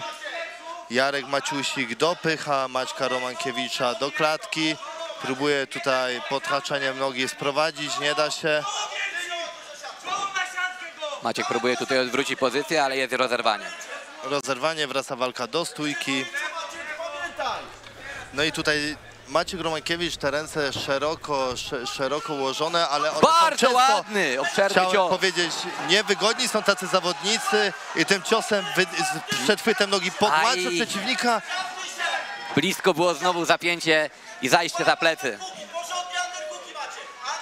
Ale Maciek teraz właśnie, no niestety, teraz znowu odwrócenie pozycji. Jarek Maciusik dociska swojego rywala do klatki i przeważa w tym klinczu. Maciek teraz odwraca pozycję. Znowu mieliśmy taki ten obszerny overhand w wykonaniu Maćka Romankiewicza i teraz piękny high kick. Zachwiało jego rywalem. Ale tam ciosy idą mocne, ale teraz... Ale nam się w tej walce też dzieje, co? Tak, naprawdę dzieje się bardzo obalenie, dużo. Przetoczenie, plecy, spadł z pleców, leży na plecach. Ale Jarek Maciusik nie chce iść tutaj do parteru, jednak tutaj woli... Nie chce Jarek, dokładnie, nie chce Jarek do parteru, woli wymiany w tej stójce. No i wstaje Maciek do góry, zobaczymy. Teraz bez gardy chciał kopnąć, no i został skarcony przez Jarka. Oj, ładnie dwoma prostymi. Tutaj Jarek zatrzymał Maćka. Może to jest właśnie najlepszy sposób na Macieja Romankiewicza, ciosy proste. Tak, te szeroko ręce ustawione. No idealnie prosi się o te ciosy proste tam. No i mamy obalenie. Z klinczu Jarek Maciusik obala Maćka Romankiewicza i kończy tą walkę obaleniem. Tylko czy to starczyło, żeby wygrać tą rundę, bo tutaj jednak Maciej Romankiewicz podłączył swojego rywala. Kopnął tak samo high kicka. Mi się wydaje, że raczej ta runda będzie zapisana na konto Macieja Romankiewicza. A ty, Tomasz, jak sądzisz? Ciężko mi typować. Tak dużo się tutaj działo, że nie zdziwiłbym się, jak ta walka pójdzie, czy na jednego, czy na drugiego zawodnika. Istny roller coaster mamy tutaj w klatce w Sosnowcu, ale to dobrze, bo walka jest wyrównana, tak jak właśnie w pojedynku Macieja Durałka z Dorianem Wawrzusiakiem. Do końca nie wiedzieliśmy, kto mógł ten pojedynek wygrać. No i tutaj mamy podobną zagwozdkę. Teraz widzimy właśnie powtórki najlepszych akcji. I tutaj to, o czym wspominaliśmy z Tomaszem, atak mocny Macieja Romankiewicza. Teraz zapewne będzie ten high kick też.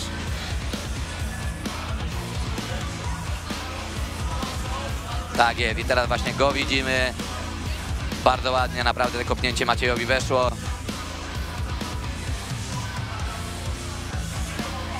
Maciek Romankiewicz ma rozpuszczone ręce, szeroko gardę. Ten styl walki w stójce jest taki nieskoordynowany, ale tacy zawodnicy są ciężcy, żeby z nimi walczyć, bo nie wiemy, czego się spodziewać. I to też jest sposób na swoją walkę. I zaczynamy, druga runda. Tak, Jarek Maciusik teraz chyba chce wywrzeć pierwszy presję, bo może się spodziewać, że jednak tą pierwszą rundę nie wygrał. Słyszymy nawet tutaj treneru, że właśnie Jarek wyprzedał Macieja. Cały czas go mocno... No i znów tutaj próba high kicka Maćka. Maciek może nie operuje tak dobrze rękoma, ale naprawdę te kopnięcia ma bardzo ładnie dopracowane. Tak, wydaje mi się, że ten high kick doszedł celu. Nie był mocny, ale doszedł celu. A może Maciej zaczynał po prostu od karate swoje treningi, bo tam też właśnie ta szeroka garda rękami jest stosowana. Mamy dużo walki teraz na środku oktagonu. Oj, dynamicznie wszedł z tymi ciosami do przodu i trafił tam Jarka Maciek 2 razy tym lewym, obszernym takim overhandem.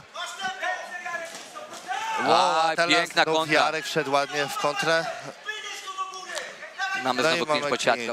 Romankiewicz dobija przeciwnika do siatki, próba potaczenia nogi przez Jarka, obalenie, no ale... Kto wyląduje na plecach? Maciek to kontruje, nie daje się, tak, no ale Jarek jednak ładnie skontrolował tutaj tą pozycję. Czyżby krucyfiks? Barkiem. No i zajmuje takiego, można powiedzieć, krucyfiksa. Z krucyfiksa przechodzi nam teraz do dosiadu. Mamy 1,5 minuty do skończenia tej rundy. Sędzia przygląda się wszystkiemu z bliska, ale na razie te ciosy nie są jakieś... Nie są na tyle tak, aby tą walkę przerwać. Tutaj właśnie też Romankiewicza narożnik dobrze podpowiedział, żeby Maciek wyprostował nogi. Tak, żeby te klucze, zdjął te klucze, które ma Jarek zapięte. Proszę zwrócić uwagę, jak ładnie zapina nogami Jarek Maciusik Maćka Romankiewicza, aby ten nie mostował z tego dosiadu, nie próbował sweepować. A Jarek znowu co ma robić, no to tylko uderzać.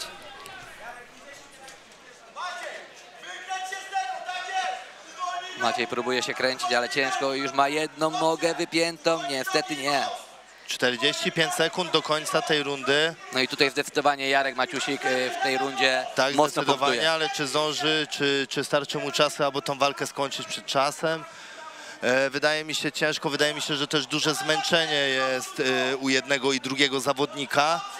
Tak, teraz była próba właśnie takiego łokcia na klatkę piersiową. Próba tutaj zapięcia duszenia trójkątnego, no ale Maciek umiejętnie z tego od razu ucieka, wie, że tam jest zagrożenie. Tak, ale Jarek tutaj mocno osłabia oddech Macieja Romankiewicza, obijając mu cały czas schaby. To naprawdę w walce potrafi zabrać człowiekowi duszę. I koniec drugiej rundy, nie starczyło czasu, aby Jarkowi skończyć tą walkę przed czasem, ale wydaje mi się, że zabrakło tam trochę zdrówka, kondycji.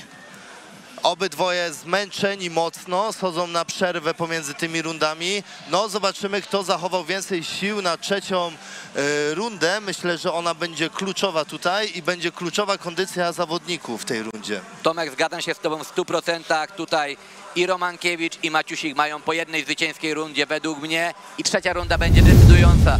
Ale tu też może dużo zaważyć zdrowie. Zresztą wiesz sam to najlepiej wchodząc do klatki, że nieraz można być troszeczkę słabszymi umiejętnościami, ale jeśli kondycja pada, to walczymy z samym sobą, a nie przeciwnikiem. Dokładnie. Mamy teraz właśnie tutaj powtórki, najlepsze akcje z drugiej rundy, którą naprawdę bardzo fajnie zaczął Maciej Romankiewicz, ale tutaj później Jarek Maciusik przejął całą inicjatywę, obalając swojego rywala, a na początku właśnie poprzedzając to, jak widzimy, tym prawym overhandem. Przerwa mina szybko, przed nami kolejne, ostatnie 3 minuty tego czwartego pojedynku w Sosnowcu. Nie mamy szczęki tutaj, ale już jest. Maciej Romankiewicz dostaje mu swojego narożnika. Sędzia gotowy, zawodnicy gotowi, ruszamy. Trzecia runda walki Romankiewicz, Maciusik. Zobaczymy właśnie, kto będzie chciał wywrzeć tutaj presję. W pierwszej rundzie robi to Romankiewicz, w drugiej Maciusik. Kto będzie tym razem? Myślę, że tutaj Maciej Romankiewicz też zauważył braki w zdrowiu Jarka Maciusika. Bardziej ruszył odważniej do przodu. No i znów tutaj próbuje zakończyć akcję tym high kickiem, ale on niecelny i mamy tutaj w tempo tak. wbił się tutaj, tak można powiedzieć, wbił się Jarek w Maćka. Próbował Maciek z dołu kopnięcia. Obalając go, no i Maciek jest na plecach, ale nie chce walki podjąć w parterze Jarek Maciusik. Maciek wstaje do stójki, no i zaczyna wywierać dalej presję, bić. Prawy overhand znowu wszedł. Mówię, że tutaj Jarek też się dziwi, że nie chce właśnie przyjąć tej... Mamy złapaną głowę. Mamy tam... Nie, ucieka Jarek z tej gilotynki, próby gilotyny. Oj, poślizgnięcie, ale niestety obydwaj po siatce zsunęli nam się na ziemię. Obydwoje zsunęli się dokładnie po siatce na ziemię, na plecach Maciek Romankiewicz. Tak jak wspominaliśmy wcześniej, jest bardzo ciepło tutaj w amfiteatrze w Sosnowcu. Tutaj mata w klatce jest bardzo śliska od potu, od temperatury, która tutaj panuje.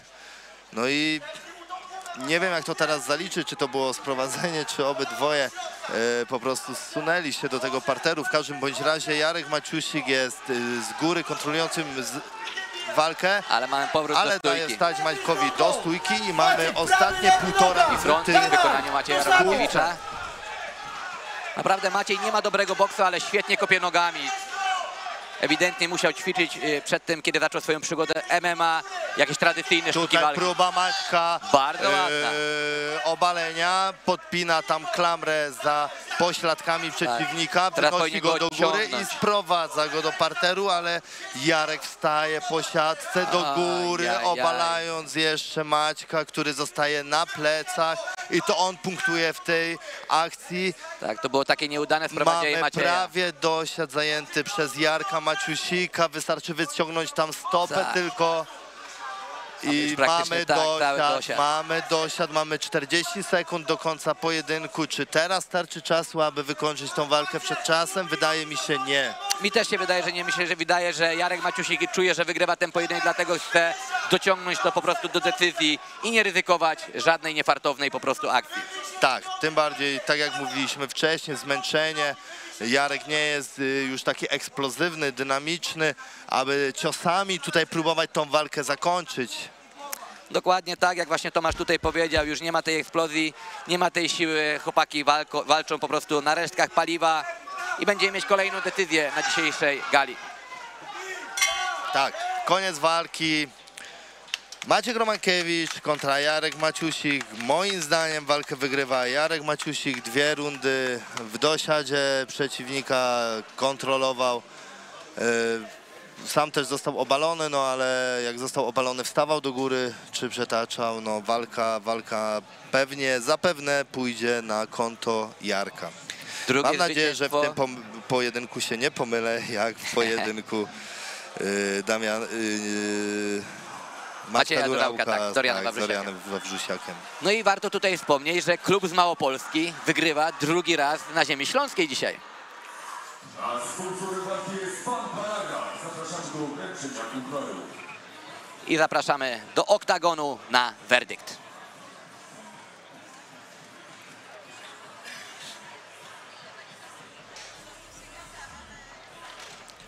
Kurwa, kończy się time. Moi ludzie, mówię na to gang. Każdy mój prezes słany, by rozjebać bang. Co? Bang. Co? Slime. Co? Gang. Co? A jednogłośną decyzją sędziów wygrywa Jarek Maciusik!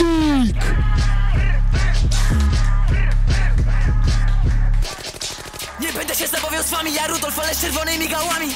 Nie jestem w tym sam, jesteśmy w tym sami razem z moimi kolegami. Odpierdolę wasz, wyleję tam kwas, robię to wszystko numerami. Chcieli dostać bas, to daję im bas, który się porusza ścianami. Na studiu hotbox, braciak, przesadzano, stop to jara. Hot slime, bitch, szara, fufu, nasza sala. Amiri trzyma denim, to jest ociomala para. Bo każdy u nas dziwko, bo każdy zapierdala. Nawdychałem się już tyle syfu.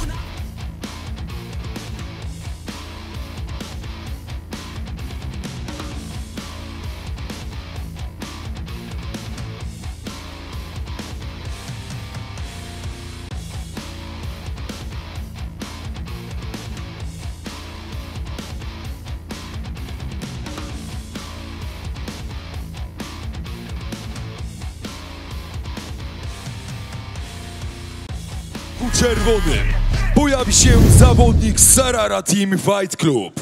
Proszę Państwa, Bartosz Godyń!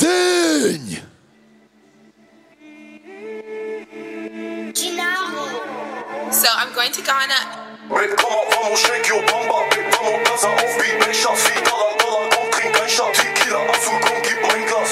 International, guck mal, Baby, Geld geht die Dreh durch Stadt. Auch ein Präsident, recht durch mein Talent. Logo, dekadent, Motherfucker, Flow wie Gunshot. Babe, komm auf, vamos, shake your bamba. Babe, vamos, dansa auf Beat, make shots wie Dollar, Dollar, komm, trink ein Shot. Tequila, Azul, komm, gib mein Glas.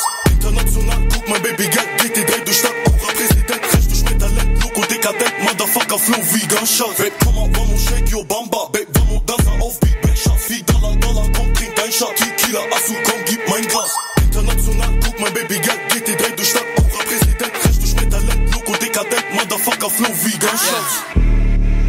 Drapes in cash. You got drip, but the tunes don't stick, cause the tape was whack. On my usual shit with the cutest chick when I'm sailing past. A jego przeciwnikiem z narożnika zielonego będzie zawodnik klubu Czempion Katowice, Patryk Nikel! Nikel!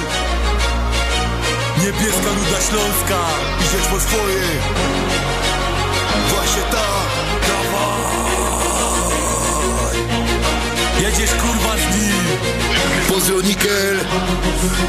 Pozdro od Karasz Bandy. Niebieskie serca bicie, będzie wojna, zobaczycie. Co nie wierzycie? Widzę Nikel cię na szczycie. Głowa zimna, nie odpalaj się od razu. Wsparcie z Karasz Bandy, u nas zawsze szacun. Lewy, prawy sierp, ciekawe co on na to. Oby zabrakło mu tlenu, trzymam kciuki za to. W ringu...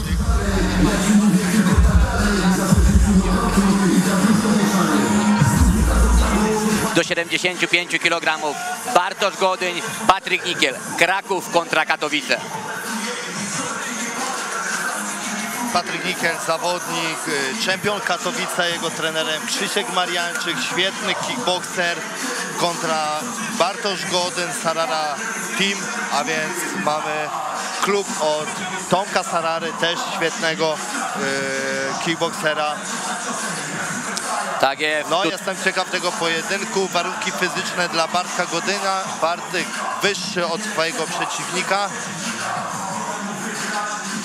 Patryk jest kibicem Ruchu Chorzów, to widzimy na jego klatce piersiowej. Ogólnie tutaj zawodnicy z Sarara Team to naprawdę świetni kickbokserzy. Ja sam rok temu na gali VIP mogłem się o tym przekonać, walcząc z Miłoszem Dobrosielskim. Dobrze operują kolanami. No i tutaj możemy spodziewać się naprawdę świetnego widowiska kickbokserskiego.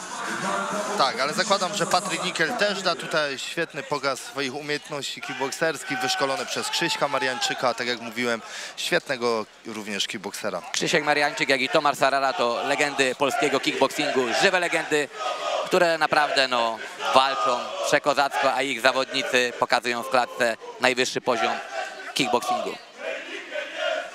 Patryk Nikel, mocny tutaj doping z publiczności. I zaczynamy. Pierwsza runda pojedynku K1. Pierwszego i jedynego na dzisiejszej karcie walki. Tak, walka w semi-pro, czyli mamy 3 rundy po 2 minuty.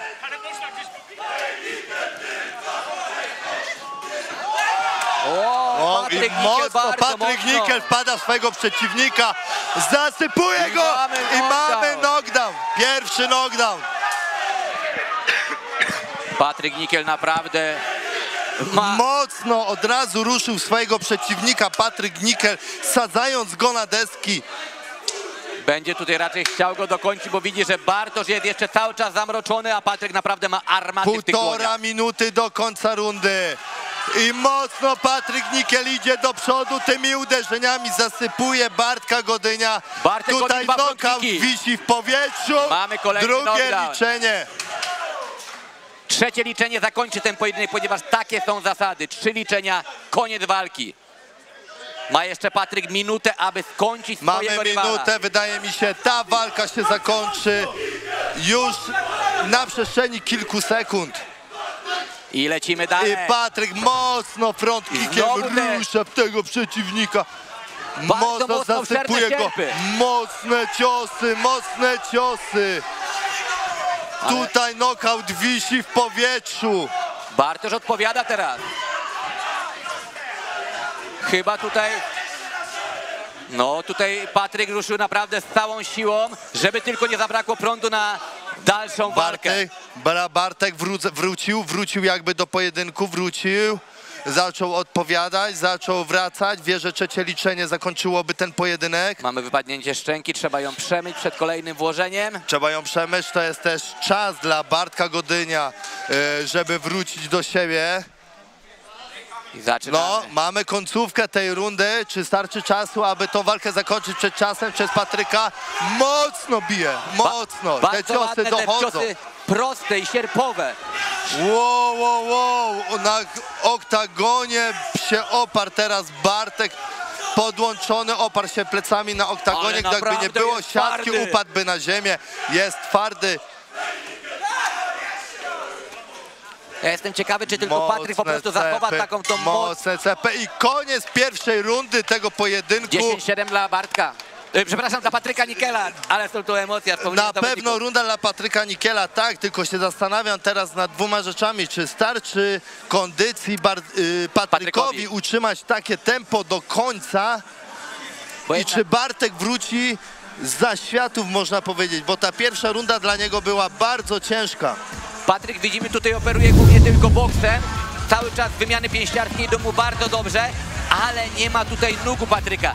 A za to Bartosz zadaje te front kicki, zadaje te middle kicki, a kiedy kondycja już osłabnie, te nogi naprawdę mogą być kluczowe. On jeszcze w tej walce może to nadrobić. Tak, z biegiem czasu może to być kluczowe. Na razie te front kicki, wydaje mi się, bardziej służyły do odepchnięcia Patryka od siebie, bo wywarł bardzo mocną presję od początku tego pojedynku, mocno uderzając Bartka, trafiając kilka razy. Tu naprawdę knockout był w powietrzu, tu przerwanie walki było w powietrzu. Ja widziałem tutaj, jak Bartek plecami zawisł na tej klatce. Gdyby nie klatka, to zakładam, że walka by została przerwana przez trzecie liczenie. Widzimy też na twarzy Bartosza te rany wojenne po pierwszej rundzie, a Patryk znowu pewnie ruszy, pełen agresji, pełen mocy.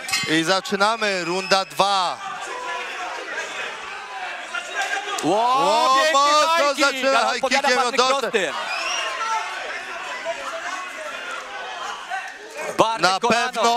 Na pewno wrócił Bartek za światów, na pewno. No i teraz ten pojedynek nam się troszkę zmieni. Pokazuje Bartek, że nie robią te ciosy Patryka teraz na nim wrażenia. No ale wiadomo, jak ktoś tak pokazuje, to te ciosy raczej robią wrażenie. Patryk już też ręce trzyma w dole, żeby to tylko się nie zemściło jakimś high kickiem znowu umieszczonym na jego głowie przez Bartosza. Oj, tutaj kopnięcia ze strony Bartka, zaczyna okopywać nogę i zaczyna kłuć. Tak, jakśmy zakładali, tutaj jest ciężko oddychać, tu nie ma czym oddychać w amfiteatrze w Sosnowcu. Ruszył pełnym piecem Patryk od początku tej walki. No i ta druga runda idzie na konto Bartosza. Zaczęła się dla niego nie do końca dobrze, walczy na charakterze, na pewno mu go nie brakuje, ale Bartek zaczyna nam się tutaj rozkręcać. Tak, właśnie Bartek tutaj stosuje cios, noga, cios, czyli walczy typowo po kickboksersku, a Patryk, mamy latające kolano. I zaczyna Bartek trafiać, zaczyna Patryka trafiać. Mamy wypadniętą szczękę Patryka. Będziemy musieli ją przemyć. Mamy przemycie szczęki, jest to na pewno dobra nowina dla Patryka Nikiela. Ma chwilkę, żeby złapać oddech. -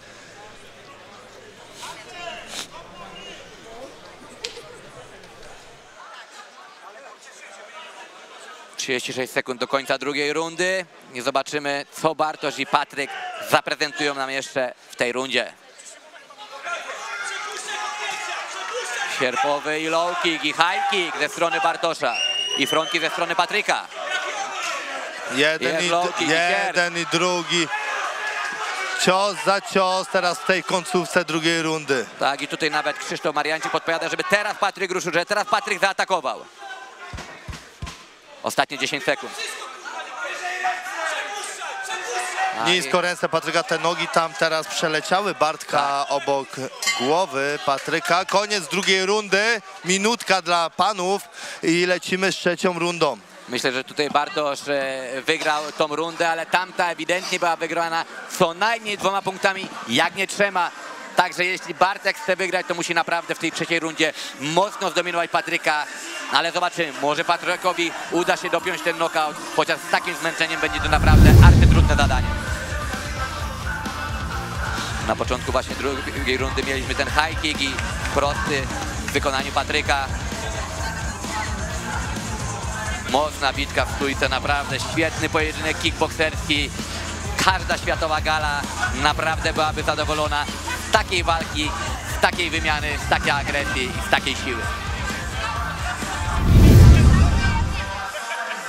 Obydwa narożniki mocno pracują nad doprowadzeniem swoich podopiecznych na tą trzecią rundę.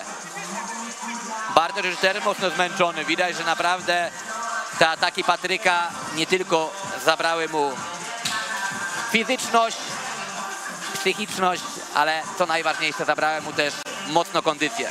Trenerzy wychodzą z oktagonu i zaczynamy rundę trzecią. Czy Patryk wystartuje znowu z mocnym atakiem, czy jednak rozegra to z chłodną głową?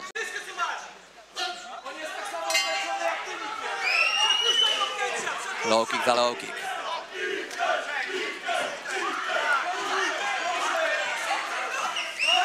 Patryka wspierają tutaj kibice. Piękny, prosty wykonanie Patryka. Jeden i drugi trafiają. Więcej wydaje mi się na początku tej rundy Patryk Nickel trafia.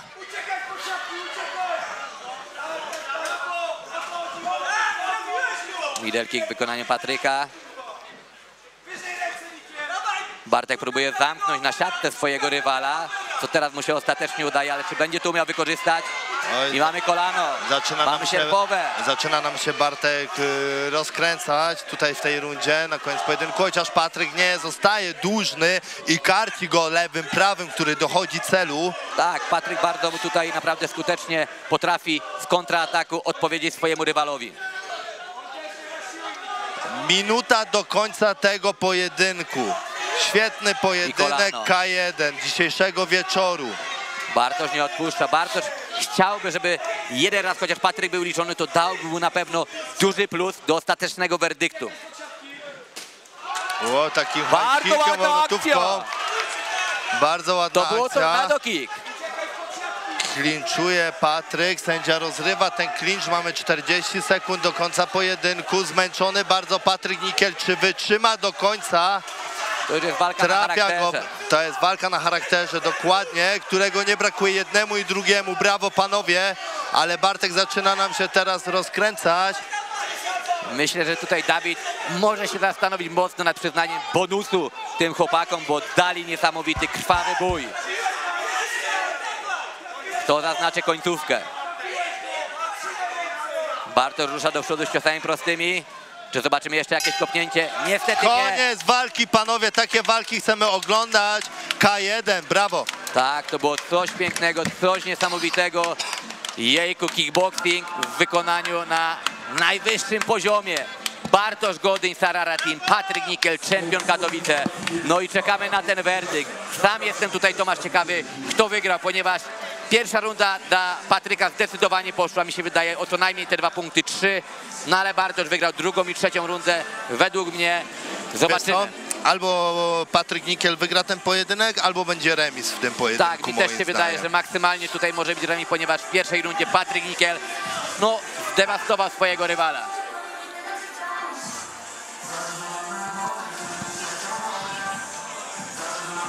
Sędziowie liczą punkty. Albo będziemy mieć splita, jak w drugiej walce na dzisiejszej gali. Wszystko się okaże z biegiem czasu. Patryk podnosi ręce w geście zwycięstwa. No po tej pierwszej rundzie to naprawdę wielkie szapoba, a także później, że Bartka, na takim mocnym charakterze walczy. Szapoba dla Bartka też, że wrócił ze światów. Tak. Wracamy do oktagonu na werdykt.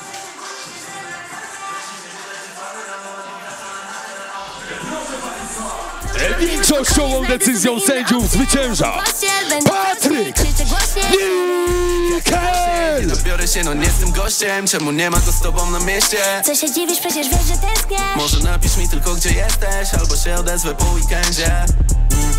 Za dużo mam na głowie, żeby myśleć o tobie. Za dużo mam na sobie, żeby się bić o ciebie. Tak dużo mam na sobie, a nie stać mi na odpowiedź. One są zagubione na swoim DM-ie. Shake that ass for the show. Nie chcę się żenić, what the fuck. Piję z nią Henny on the block, block, block, block. Shake that ass for the show. Nie chcę się żenić, what the fuck. Piję z nią Henny on the block, block, block, block, block, block, block, block, block, block, block, block. Piję z nią Henny on the block, block, block, block, block, block, block, block, block, block, block. Piję z nią Henny on the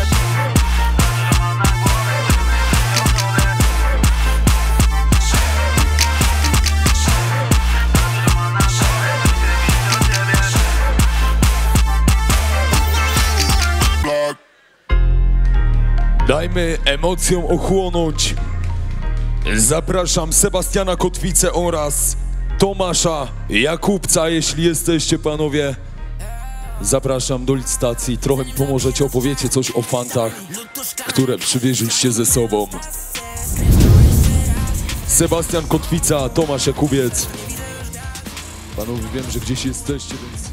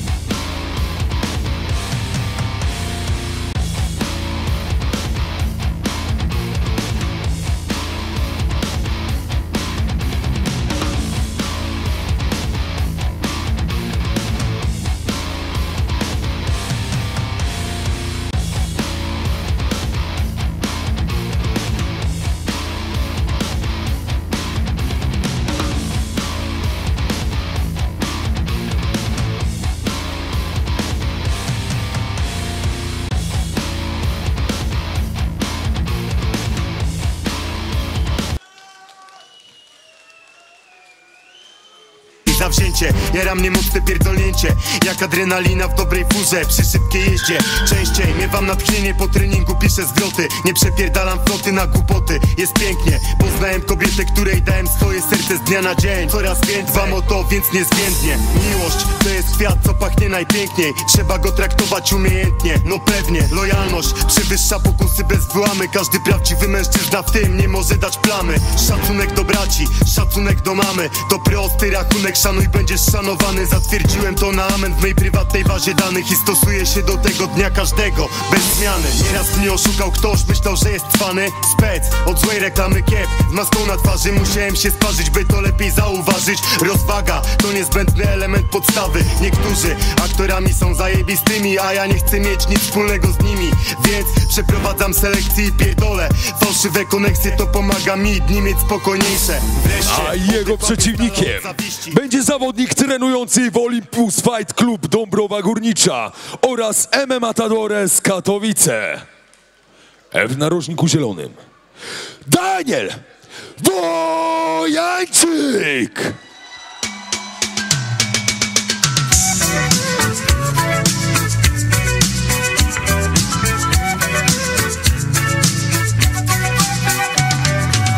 Traveling in a fried-out combi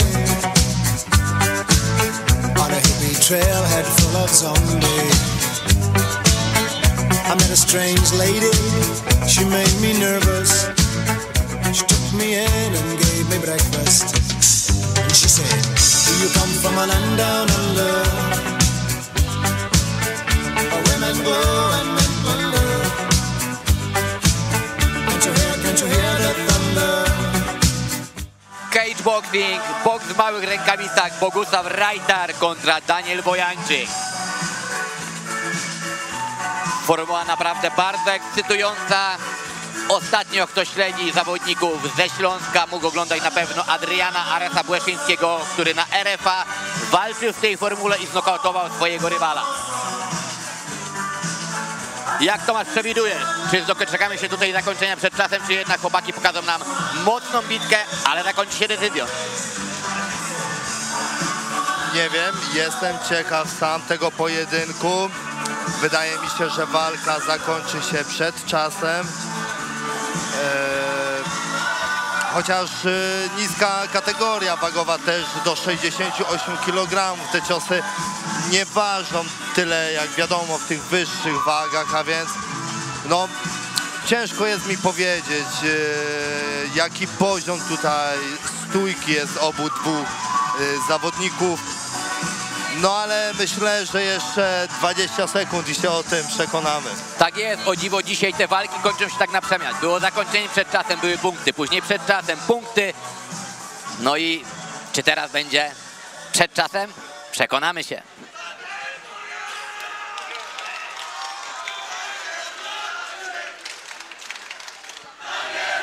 Daniel Wojańczyk ma tutaj całą publikę za sobą, co zresztą wszyscy obecni słyszymy.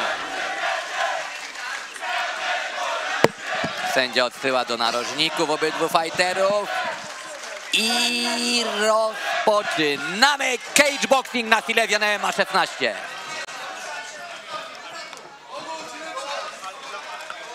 Ciosem na dół zaczął Daniel. No, Daniel Wojańczyk. Bardzo ładnie. Podoba mi się, jak zaczął ten pojedynek w stójce. Bardzo ładnie się rusza na nogach, pracuje góra-dół.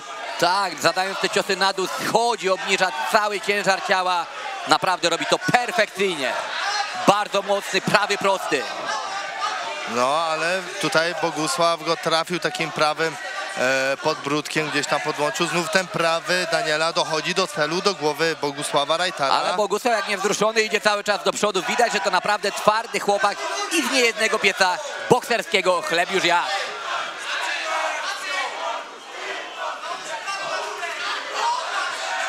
Daniel Wojańczyk orbituje sobie koło oktagonu. Ruchliwy na nogach, dokładnie, ruchliwy na nogach, lewo, prawo, porusza się cały czas na nogach, góra, dół, zmienia pozycję, nie, przepraszam, nie zmienia pozycję, zmienia płaszczyzn, góra, dół, lewo, prawo.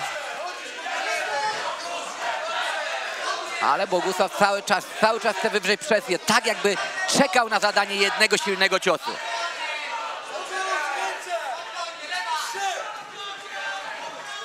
Bogusław raz na lewo, raz na prawo. Zmienna pozycja.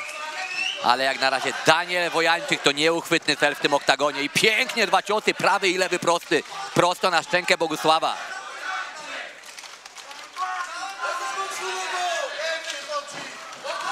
I znowu cios na dół prawy, lewy góra. Często to widzimy w tej walce, jak Bogusław Rajtar dostaje takie ciosy od Daniela Wojańczyka. No, znów tam tak jakby Daniel wciąga w Bogusława swoją grę, tak wciąga jest. go na siebie, w pewnym momencie wyszczeliwuje tymi ciosami góra-dół. I to właśnie widzimy. Zaczyna dokładnie trafiać tam na głowę Bogusława, który, jak widzimy, jest twardy, idzie cały czas do przodu, ale zaczyna dostawać, szczególnie z tą prawą ręką od Daniela, po głowie. Trenerzy Bogusława mocno zaniepokojeni. I tutaj już widzę, że będą mieć jakieś cenne wskazówki dla swojego podopiecznego po tej pierwszej rundzie.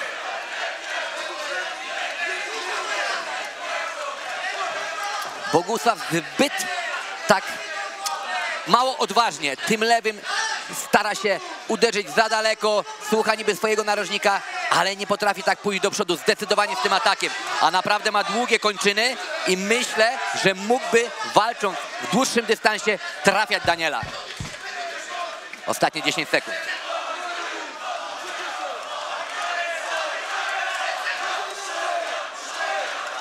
Daniel mocna tutaj doping od publiki. Koniec pierwszej rundy. Oba narożniki wchodzą, udzielić cennych wskazówek. Myślę, że więcej tutaj Bogusławowi Maciej Smokowski i trener Akademii Boksu imienia Henryka Średnickiego w Będzinie będą musieli podpowiedzieć, bo ta walka nie idzie na korzyść Bogusława Rajtara.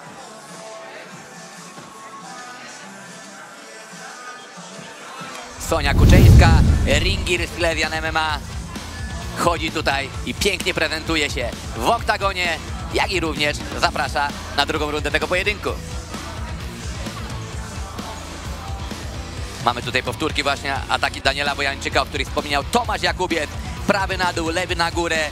Zmiana właśnie płaszczyzn uderzenia to jest bardzo ważne i cennie w wymianie pięściarskiej. Praktycznie kto tego nie stosuje, no to przegrywa walkę. Na pewno Daniel Wojańczyk jest lepiej poukładany technicznie zawodnikiem.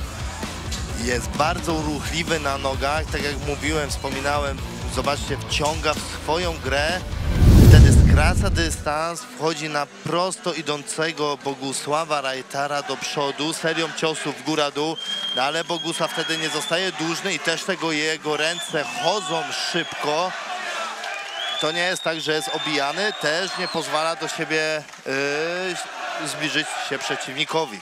Uważam, że teraz ta runda może wyglądać trochę inaczej. Widzę, że Bogusław posłuchał rad swoich trenerów i ruszy do przodu. Zawodnicy gotowi, rozpoczynamy drugą odsłonę tego pojedynku.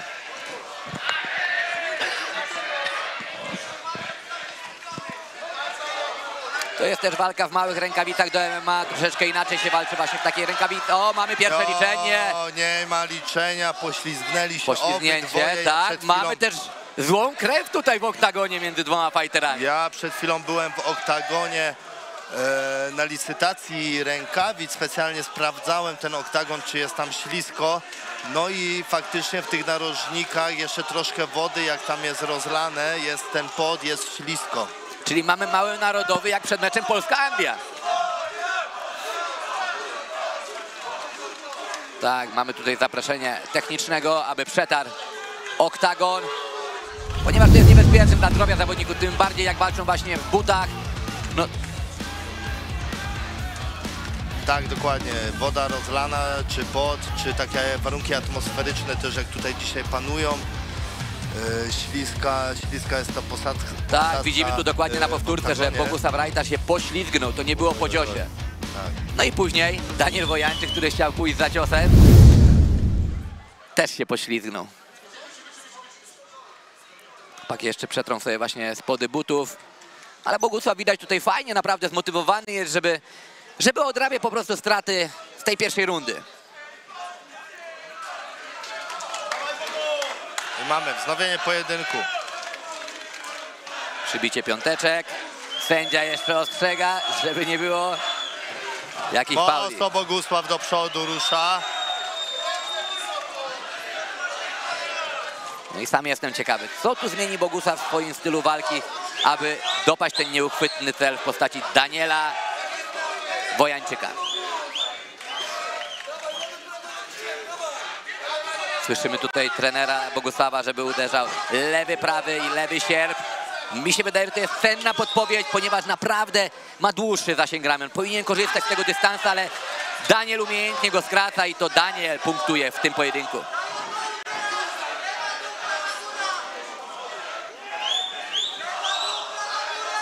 Tutaj nonszalancko chce zaprosić Bogusław Daniela opuszczaniem tej gardy. Próbował teraz taki zamachowy, prawy, sierpowy, ale jednak nie doszedł celu. Tak, i prawy na dół. Daniel naprawdę bardzo pięknie pracuje na nogach, a dlatego też ciężko Bogusławowi jest ustawić go sobie do takiego prostego stylu boksowania. Tak, chodzi cały czas lewo, prawo, rusza się na tych nogach, jest nieuchwytnym celem dla Bogusława. W boksie praca nóg to jest 50% sukcesu.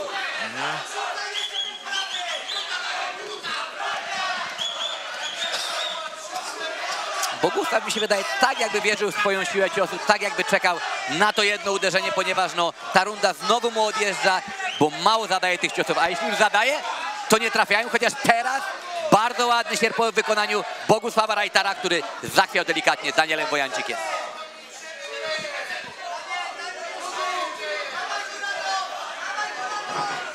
Bardzo ładny sierp! I trafił Bogusław Daniela Wojańczyka na szczękę tym ciosem sierpowym. Tak. Mam wrażenie, że odczuł to Daniel. Widzimy teraz Maćka Smokowskiego, zawodnika Babylon MMA, który podpowiada Bogusławowi Reitarowi, żeby wykonał taką samą akcję, bo te ciosy robią wrażenie na Danielu Wojańczyku.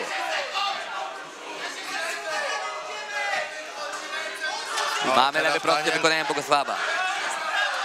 Coraz celniejszy Bogusław Reitar. Ostatnie 10 sekund, drugiej odsłony.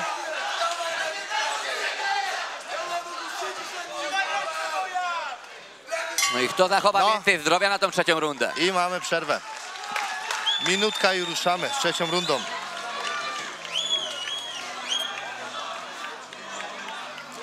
Jak uważasz, który z zawodników bardziej jest zmęczony w tym pojedynku? Wiesz co, na pewno styl walki Daniela Wojańczyka jest bardziej męczący. On chodzi na biegu wstecznym, cały czas poruszając się na nogach. Wiadomo, idąc do tyłu i trzymając ten dystans, męczymy się więcej, jak idziemy presją do przodu. Więc myślę, że nie o tyle, że Daniel jest bardziej zmęczony, ale na pewno kosztowało go więcej paliwa ten pojedynek jak do tej pory. Ale wydaje mi się, że tutaj kondycyjnie jeden i drugi zawodnik są podobnie przygotowani i obydwoje zawodników zniesie podobnie trudy tego pojedynku. Ja bardzo bym chciał, żeby Bogusław rzucił wszystko na jedną szalę i spróbował pójść tutaj po knockout, bo na punkty ciężko będzie chyba tą jedną rundą wygraną wygrać cały pojedynek, chociaż możemy mieć też 2 liczenia i wtedy może być to różnie na kartach sędziowskich.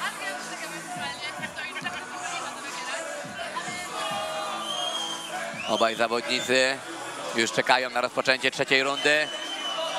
Sędzia pyta i zaczynamy.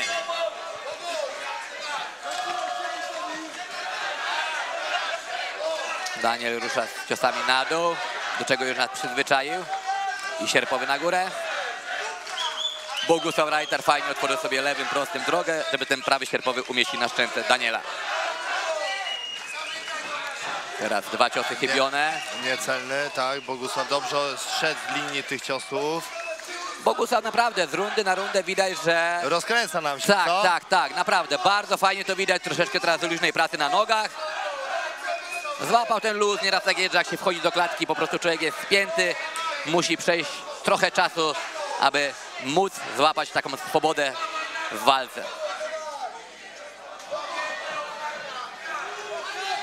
No i Bogusław cały czas, Bogusław Reitar idzie cały czas do przodu. Trafił teraz Daniela Wojańczyka takim lewym podbródkiem. Tak jest. Cały czas mocno na presji do przodu. Znowu ciosy na dół Daniela Wojańczyka, ale pokazuje Bogusław, że nic nie zabolało. Ale to jak powiedział Tomek wcześniej, jeśli ktoś tak pokazuje, to przeważnie działa to w drugą zabolało. Chociaż może w tym przypadku nie. Wyjątki się zdarzają. Fajnie sobie zmienia pozycję Bogusław Rajtar. Tak, tu jest cały czas gdyby presja. dołożyć tylko do tego ciosy. Tak, dokładnie, dokładnie. Jest mała intensywność z jego strony tych ciosów. Ręce w dole, opuszczone, niebezpieczne trochę Bogusława. Tak jakby nie obawiał się siły ciosu Daniela Wojańczyka. Dokładnie. A Daniel cały czas konsekwentnie swoje. Chociaż widać coraz bardziej zmęczony, nie dziwne. I jest to ostatnia runda tego pojedynku. Tak, Daniel dużo tu pracy. No i mamy sierpowy lewy, który podsyła na dęczki Bogusława Rajtara. Tak. To było piękne, mamy pierwsze liczenie. Dostał w końcówkę głowy lewym sierpem. Majtnęło go tam, było widać. Trybuny się cieszą, trybuny szaleją.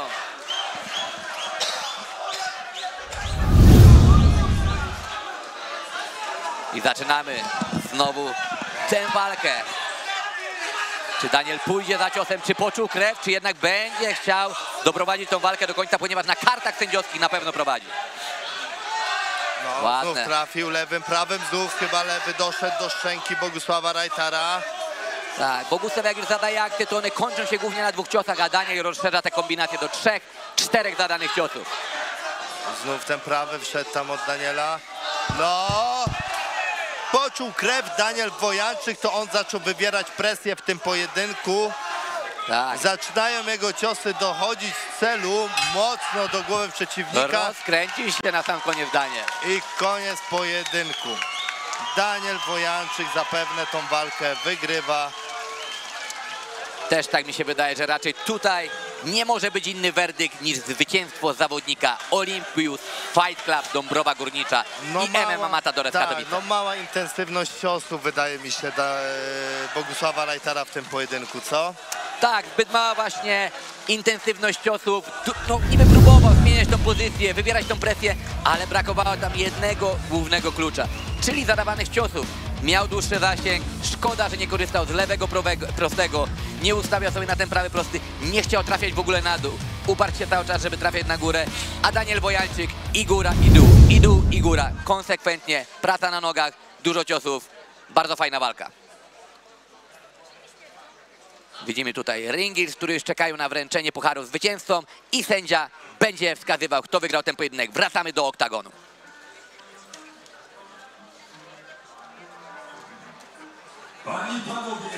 Jednogłośną decyzją sędziów wygrywa. Tak jest. Daniel Wojańczyk! Wchodzi awaryjne wyjście, żeby ktoś wydziela pizdę. Chcę słuchać policję, go. Mam lot wysoki jak dron, dziennik sok. To co trzymam sobie da moc, ciągle to. Sponsorem walki jest Kerofarm, suplementy i peptydy. Ale nie bo wiem, że patrzysz na ręce, ale nie jedna kurwa chce.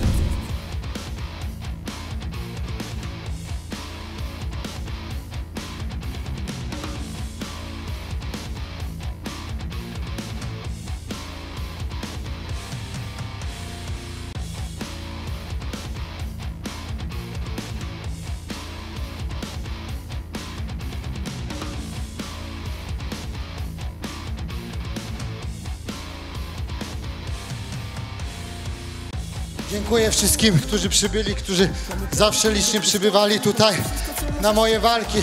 Wszystkim moim trenerom z Dąbrowy, z Katowic, wszystkim sparring partnerom najbliższym. Dziękuję bardzo za tą wspaniałą przygodę, którą były właśnie MMA, a teraz jest ten boks w małych rękawicach, ale niestety moje zdrowie już mi nie pozwala dłużej się w to bawić i każda niestety walka, przygotowania i to, co dzisiaj tu przeżyłem, okropnie mnie dużo zdrowia kosztuje. Niestety też czeka mnie już kolejna operacja i nie wiadomo, jak to będzie z powrotem, a zawsze ciągnie wilka do lasu, więc oficjalnie u siebie tutaj w rodzinnych stronach z moimi bliskimi, z moimi trenerami, przyjaciółmi chciałbym oficjalnie zostawić rękawice i pożegnać się z wami wszystkimi. Dziękuję za tą wspaniałą przygodę.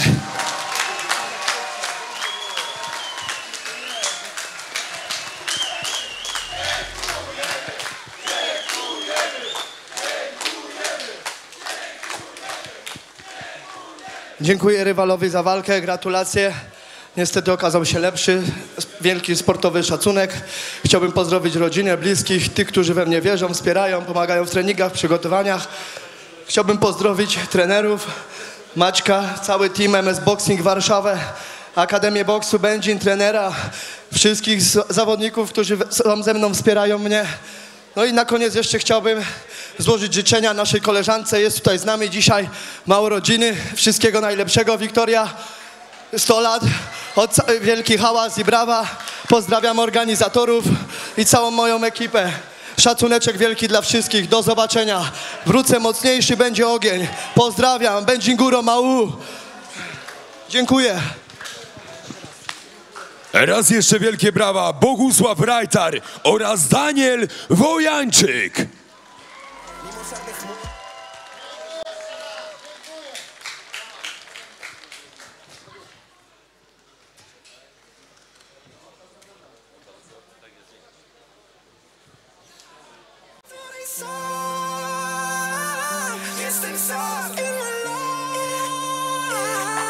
A my przechodzimy do kategorii 84 kg. W narożniku czerwonym zawodnik Akademia Gorilla Żyrardów Piotr Drozdowski.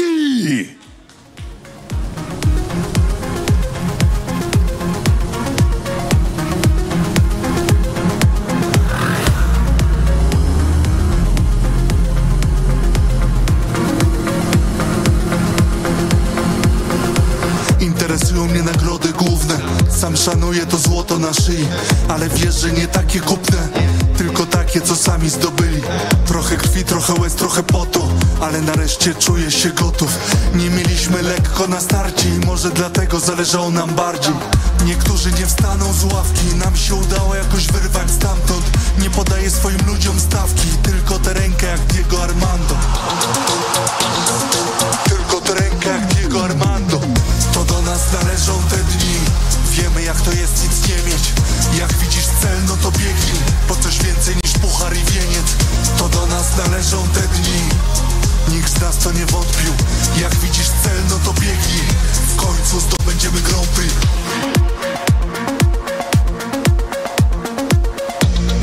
Witaj w elicie, my tu gramy póki nie przerwie sędzia. I albo poświęcisz temu życie, albo poszukaj innego zajęcia.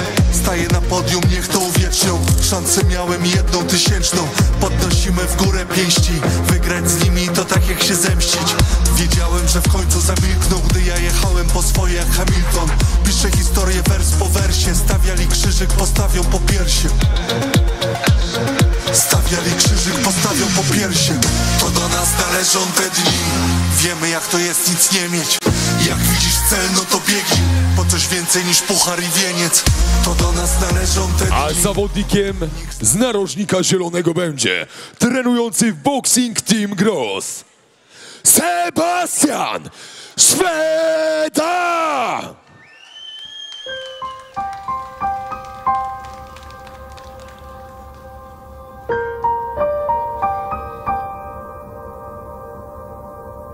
Nie zawsze żyję dobrze, bo żyję chwilą. W momencie upadku oddaję hołd swoim czynom. To się staje w sekundzie, nie jest godziną. Chłopak na rozdrożu obarczający się winą. Wszystko przesłonięte czarną kurtyną. Myśli giną, odeszło to, co... Piotr Drozdowski z Akademia Gorilla Żyrardów już w oktagonie, a teraz przed nami Sebastian Szweda, który trenuje na co dzień w Austrii w Boxing Team Gross. Jego rekord to 1 zwycięstwo, 4 porażki, ostatnia walka na Cave MMA. Natomiast Piotr Drozdowski 5 zwycięstw, 7 porażek, ostatnio walczył na Babylon MMA i pokonał Przemysława Wełnickiego. Jest to walka zawodowa, kategoria wagowa 84 kg, zakontraktowana na 3 rundy po 5 minut. Tak jest, tutaj panowie mają już bogate doświadczenie, jeśli chodzi o walki. Walczyli na takich galach jak właśnie Cave, Babylon. No i zobaczymy, co pokażą nam dzisiaj tutaj w klatce w Sosnowieckim Amfiteatrze Muszelka podczas gali Silesian MMA 16.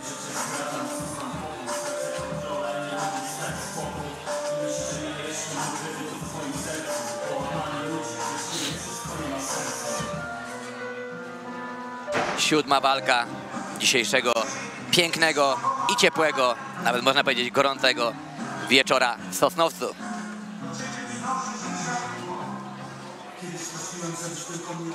Klatka zamknięta, sędzia jeszcze sprawdził, obaj zawodnicy mierzą się wzrokiem. No i teraz trzeba będzie odjęty tu właśnie punkt na początku tej walki z tego względu, że Piotr Drozdowski nie zrobił limitu wagowego i jest ukarany minusowym punktem na początek tej walki. Także Piotrek będzie musiał nadrabiać, chyba że zakończy walkę przed czasem, to nie będzie miało to żadnego znaczenia. I zaczynamy. Sebastian Szweda z mocnym dopingiem swoich kibiców. Walka zawodowa, pierwsza na dzisiejszej karcie, więc zmieniły nam się też rękawice, proszę zobaczyć. Mamy już nie takie bułki, które były wcześniej, a już cienkie piąstkówki. Tak, także prosimy nie sugerować się czasem, który tutaj leci, bo rundy będą 5-minutowe. Zawodnicy badają się w stójce na początku tego pojedynku. Tak, tu widać, że doświadczenie gra rolę. Żaden z nich nie chce popełnić jakiegoś głupiego błędu i przegrać tego pojedynku. Sebastian Szweda teraz próbował zaatakować takim obszernym sierpowym. Na razie mamy wymiany w stójce, walkę w stójce. Przed teraz Rocky Sebastianowi. No ale Piotr cały czas jakby czekał, jakby czytał swojego rywala, jakby szukał jakiejś dziury, jakiegoś błędu, który będzie mógł wykorzystać.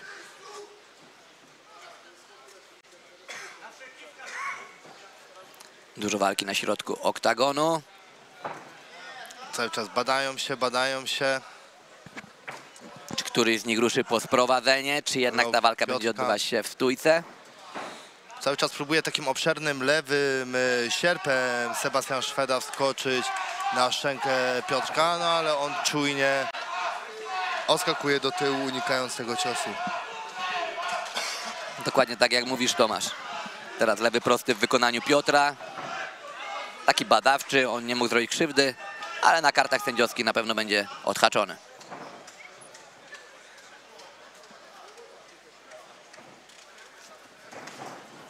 Sebastian tutaj próbował akcją pięściarską wejść swojego rywala, lecz jednak nieskutecznie, chociaż teraz ten sierpowy obtarł tutaj nos Piotra Drozdowskiego.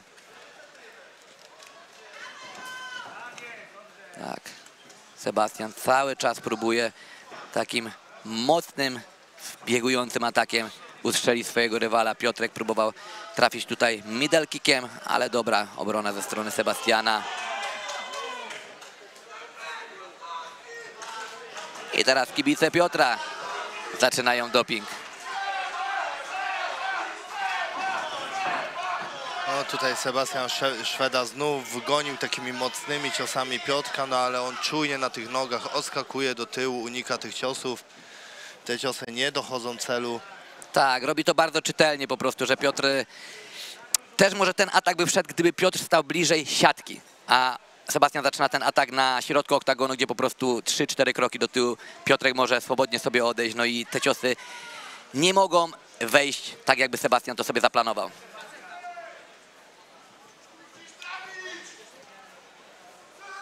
Taka badawcza ronda z obu stron, nikt nie chce jakby zaryzykować.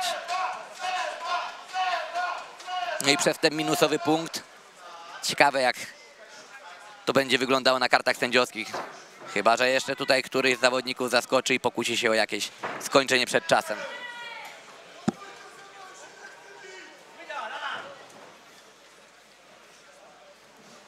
Teraz Piotr jakby chciał troszeczkę pójść do przodu, ale znów na wstecznym.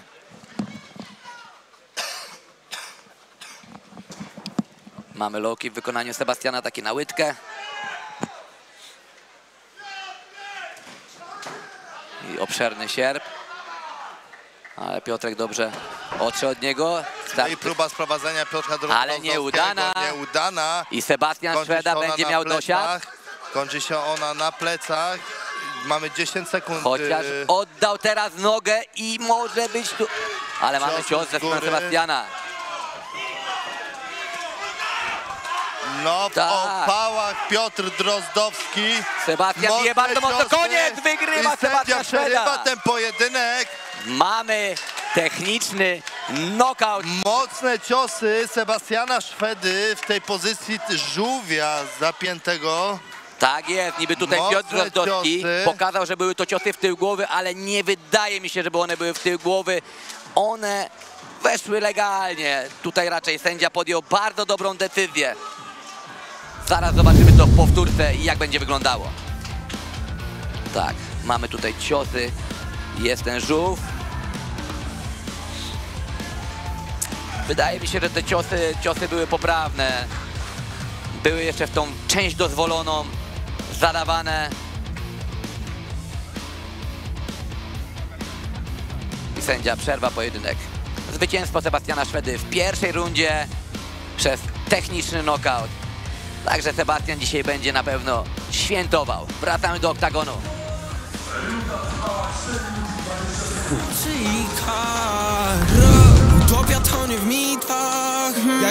A przez knockout techniczny wygrywa Sebastian Szweda! Robi go tylko AD. Bez moich substancji śmieję się jak z ręki. Muszę mieć to wyjebane, ona i tak mi nie wierzy. 77 problemów więcej niż wczoraj. Na pewno na większość z nich nie znajdę nigdy odpowiedzi. Patrzę w górę w moim mieście, szary smok nie zorza. Dzisiaj wstaję rano, chociaż moi dalej piją. Krzętą marka jak 2K17 Wilon. Nie zapomnę przeszłości od zero do hero. Coraz starszy, coraz lepszy jak czerwone wino. Jedną nogą w mainie, sorry, tak chciała publika. Under w moim sercu, ale czas już na mnie znika. Chociaż teraz jestem trzeźwy, dalej we mnie cząstka geeka. Nie sądziłem, że ten shit kiedyś obróci się w syndykat. Wersy płoną jak skrzydła. Szętą mocy i kar. Utopia tonie w mitach, jak zagubione diamenty w śmietnikach. Pierw styl, brzmienie, teraz mój fokus to liryka. Chociaż zbieram ciągle plony w bani, wciąż coś nie świta. 9 sesji w głowie, pustka na 10 robię hita. Na mych trackach pokazuję moje życie wam nawija. Jakby szansa jakaś grała, rozjebałem sporo gitar. Trafia to już do masy. A już w tym momencie walka, na którą myślę wielu z was czeka. 95 kg i boks. A w narożniku czerwonym Adam Lazar!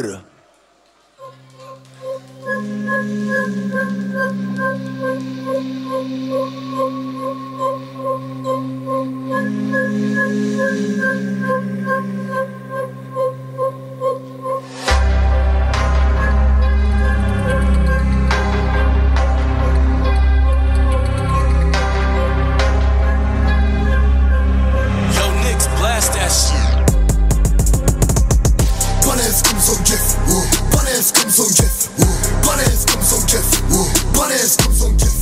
Fight, fight, fight, fight, fight, fight, fight, fight. Panes comme son Jeff, panes comme son Jeff, panes comme son Jeff, panes comme son Jeff. Fight, fight, fight, fight, fight, fight, fight.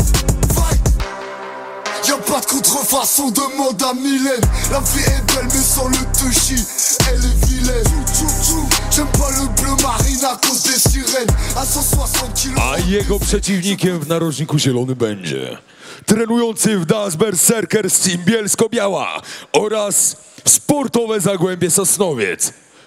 Nie kto inny jak Adrian Banan Dudek!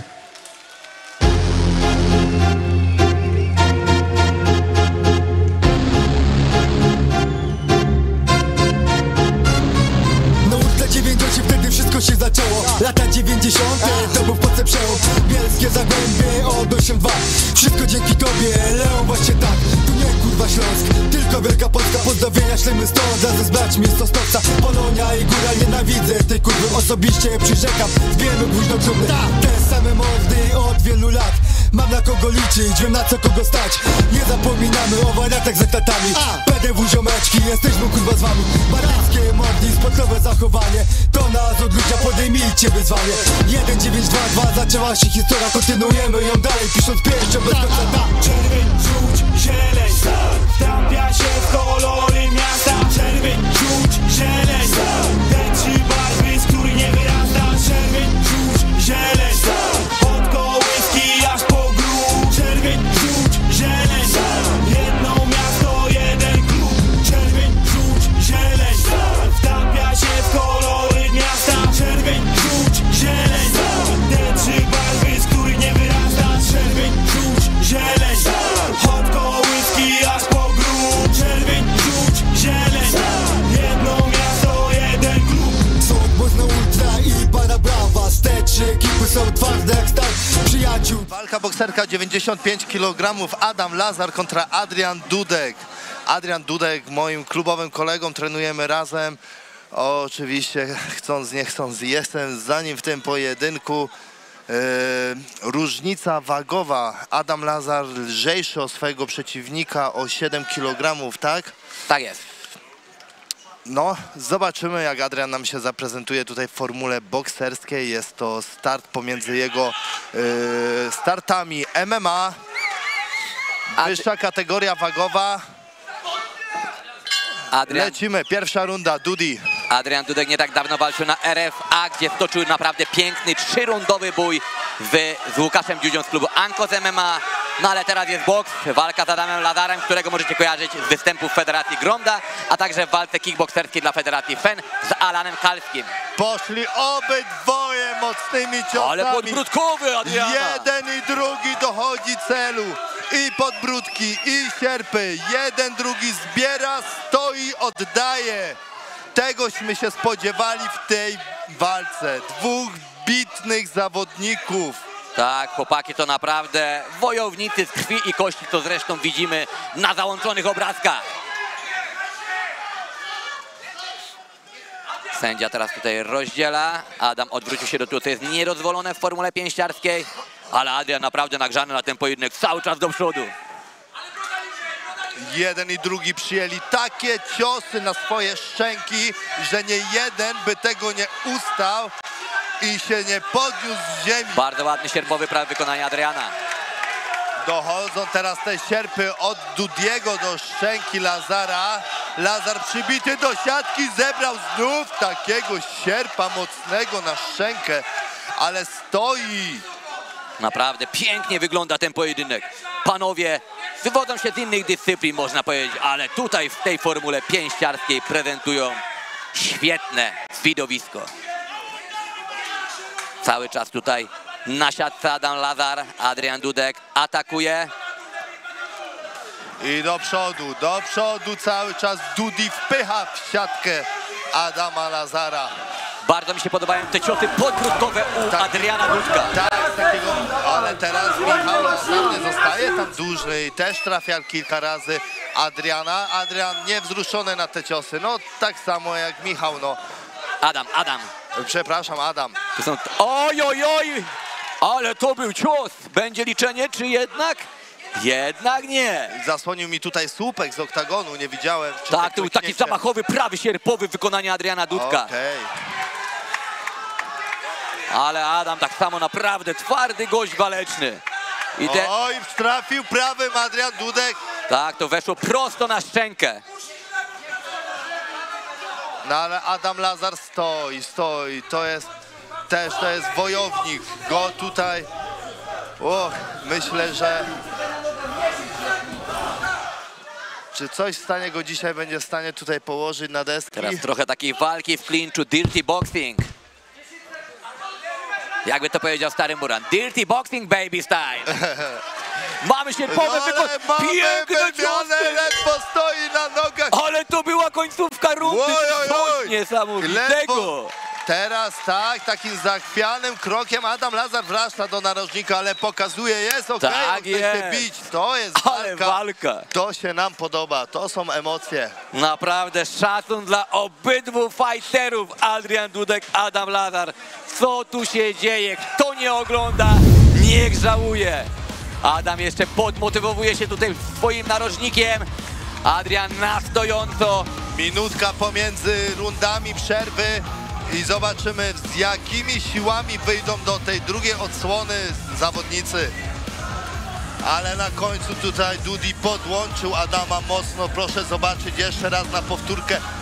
Zachwiało mocno na nogach. Jak on nie poleciał, jak on to ustał. Ostatnia wygrana Adriana Dudka to pokonanie Lukasa Dworaka na KSW 87 w Czechach w październiku. No i teraz myślę, że tą pierwszą rundę Adrian zapisał na swoją korzyść i jest kroczek bliżej do kolejnej wygranej. I zaczynamy. Jest szacunek pomiędzy zawodnikami. Przybijają pionę, o to chodzi. Przybijają pionę, uśmiechają się do siebie, a zaraz pójdą pełnym piecem jeden w drugiego. Zaczynamy. Druga odsłona pojedynku. Dudi mocno do przodu od razu. Adrian poczuł swoją po prostu siłę i moc w tych ciosach sierpowych. Tutaj narożnik Adama Lazara podpowiada, żeby nie wchodził w te mocne wymiany z Adrianem Dudkiem. Ale to jest fighter z krwi i kości, który nie posłuchał się i chce się bić. On tu przyjechał na wojnę. Pamiętajmy, jest tutaj też różnica w kilogramach pomiędzy zawodnikami. 7 kg różnicy, jest to sporo, bardzo sporo. Te ciosy ważą. Tak, tutaj Adam też zadał bardzo dobry cios na korpus w tym klinczu. Walka przy siatce, walka w klinczu.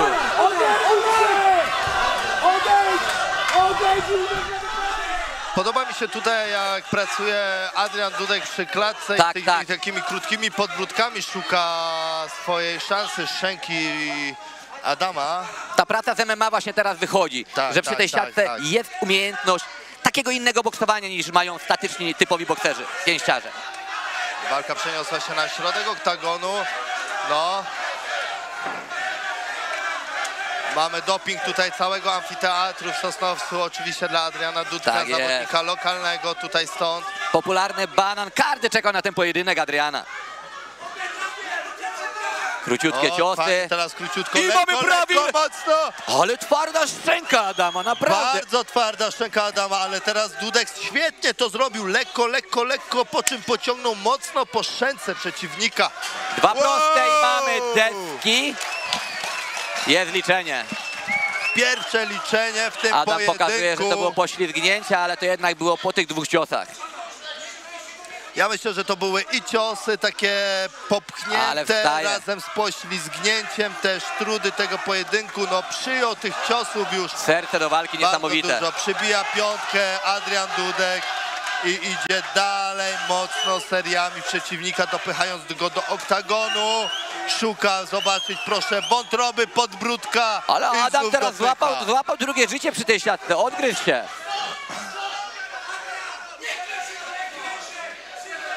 Sędzia rozrywa pojedynek, wracają na środek oktagonu i lecimy dalej z tym. Cios na prawej, ale mamy oj. Doszło do szczęki Adama, jest liczenie. Sędzia przerywa, mamy drugie liczenie, czy nie? Tak, to jest drugie liczenie, Tomasz. Tak, mamy liczenie drugie w tym. Trzecie liczenie będzie końcem pojedynku. Dokładnie, w tej rundzie. No. Całe trybuny za Adrianem.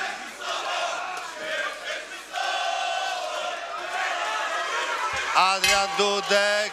Koniec rundy, Adam dotrwał. Nie zdążył zakończyć tego pojedynku przed czasem. Ale mocno na szporakach schodzi do swojego narożnika Adam Lazar.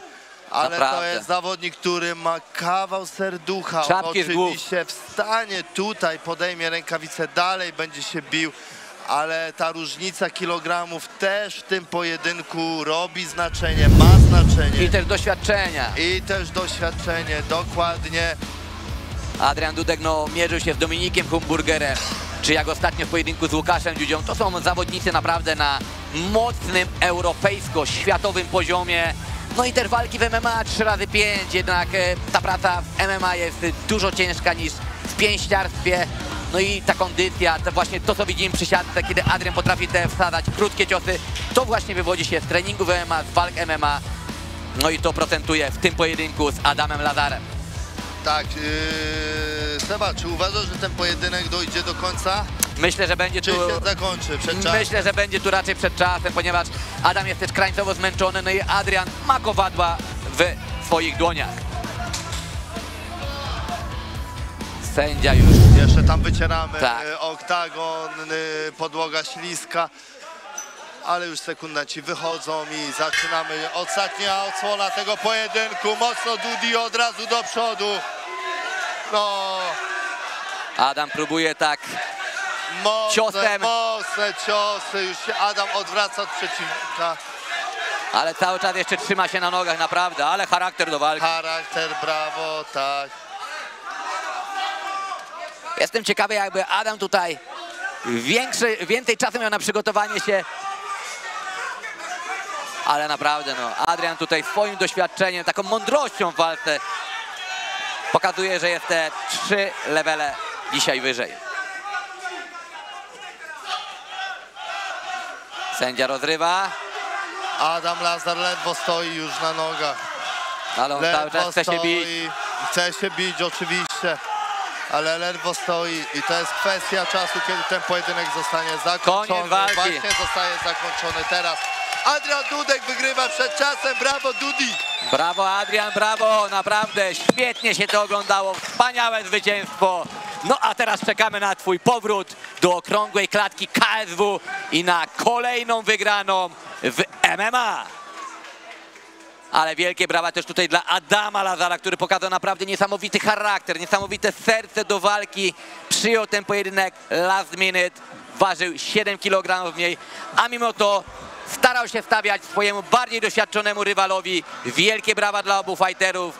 Adrian tutaj wygrywa, ale Adam Lazar również podbił serca kibiców swoją walecznością. Oczywiście, oczywiście. Przyjmuje pojedynek z cięższym przeciwnikiem. Serducho do walki. Brawo. Wracamy do oktagonu, aby sędzia mógł oficjalnie ogłosić zwycięzcę tego pojedynku, czyli Adriana Dudka. Sponsorem walki jest Aqua Woda Sodowa.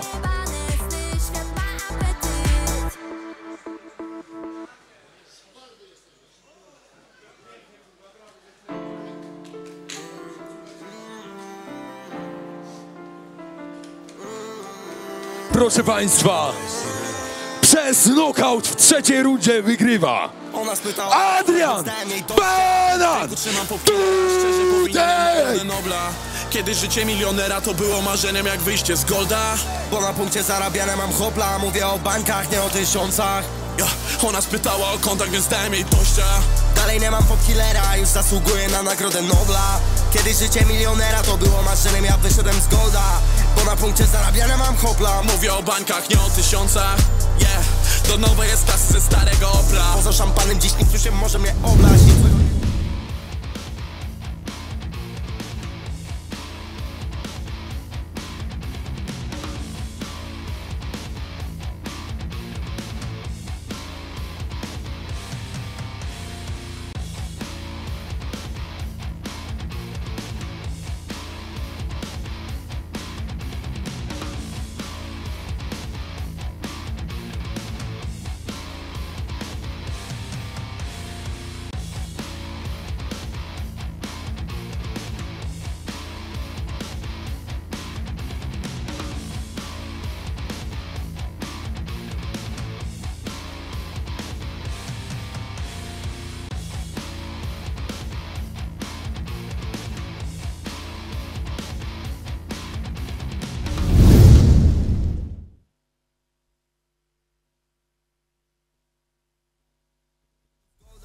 Wielkie brawa raz jeszcze Adam Lazar oraz Adrian Dudek.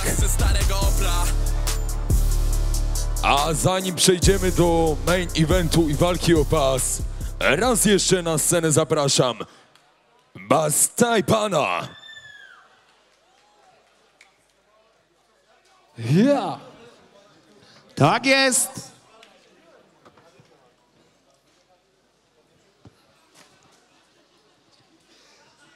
Okej, słuchajcie, jak się bawicie? Jesteście tutaj? Dajcie jakiś sygnał. Dobrze. Okej. Jestem z ciebie tak... Słuchajcie, pomimo zmiany miejsca, to jest naprawdę świetny klimat, uważam tutaj. A jak wy myślicie? Fajnie jest? Ja. Szacuneczek. Słuchajcie, ale Banan mi zrobił prezent, teraz naprawdę dużo emocji kosztowała mnie ta walka. Hałas dla niego, szybko, teraz wszyscy! Hałas dla Banana! Dokładnie tak, słuchajcie, a ten kawałek, który teraz zagramy, z całego serca dedykujemy zarówno Bananowi, jak i Sergiuszowi, który zaraz tutaj będzie walczył. Także prosta dedykacja z serca do serca, z mózgu do mózgu, od nas dla naszych fighterów, słuchajcie, lecimy z tym. Jedziemy z tym, ja. Aha. Tak jest! Specjalnie dla was i specjalnie tu. Dokładnie tak! Yo! Ej! Silesian MMA, 16 edycja. Dokładnie tak. Jo! Yo! Aha! Dobrze to wiesz, życie jest jak jeden dzień, lecimy jakby już nie miało być jutra. Ty dobrze to wiesz, nawet jeśli to jest sen, lecimy jakby już nie miało być jutra. Ty dobrze to wiesz, życie jest jak jeden dzień, lecimy jakby już nie miało być jutra. Ty dobrze to wiesz, życie jest jak jeden dzień, lecimy jakby już nie miało być jutra. Pytasz w co wierzę, ja w siebie wierzę, pomimo ogromu zwątpień. Kiedy patrzę za siebie, to widzę farta i wspierającą mnie hordę. Widzę wiele tu ludzi i wiele porad, jak tutaj można żyć mądrze. Widzę mocną rzecz, dzięki którym dzisiaj na sobie robię pieniądze. Nie leje się szampan, choć tramwaj wiezie, to dobrze mi z tym. Znalazłem sposób, jak swego losu dalej pociągnąć krzyż. Mam oryginalność, niepowtarzalny, ten gołodowski sznyt. Tych moich bliskich, wielkie mam wsparcie, wiem, że pospełniam sny. Ty dobrze to wiesz, życie jest jak jeden dzień, lecimy jakby już nie miało być jutra. Ty dobrze to wiesz, nawet jeśli to jest sen, lecimy jakby już nie miało być jutra. Ty dobrze to wiesz, życie jest jak jeden dzień, lecimy jakby już nie miało być jutra. Ty dobrze to wiesz, nawet jeśli to jest sen, lecimy jakby już nie miało być jutra. Kołem kręci samsara, mówią mi człowieku twoje życie jest tylko snem. Straszą za grzechy kara, rozum się zgadza, co z tego serce carpe diem. A ja dziś znajdę krala, życie mi pisze peany, a ty zabierz se trend. Prawda prosta jest stara, łap ziomuś dzisiaj zbieraj creme de la creme. Jutra może już nie być i wszyscy pójdziemy w to miejsce, gdzie jest dobry Bóg. Jutra może już nie być i stracą się cele tych wszystkich przemyślanych dróg. Z życia natychmiast czerpać garściami, czekać nie będę, bo chcę to już dziś. Dokładnie tak, wszystkie ręce do góry załoga. Dobrze to wiesz, tak jest. Życie jest jeden dzień, lecimy jakby już nie miało być jutra. Ty dobrze to wiesz, nawet jeśli to jest sen, lecimy jakby już nie miało być jutra. Ty dobrze to wiesz, życie jest jak jeden dzień, lecimy jakby już nie miało być jutra. Dobrze to wiesz, nawet jeśli to jest sen, lecimy jakby już nie miało być jutra. Tak jest! Lecimy jakby już nie miało być jutra. Banan, dedykacja dla ciebie. Lecimy jakby już nie miało być jutra. Sergiusz! Lecimy jakby już nie miało być jutra. Łechu! Lecimy jakby już nie miało być jutra. Dokładnie tak. Lecimy dalej. Tak jest, moi drodzy. Dokładnie tak. Ci, co znają, śpiewają, ci, co nie znają, uczą się i też śpiewają, słuchajcie, moi drodzy. Tak jest!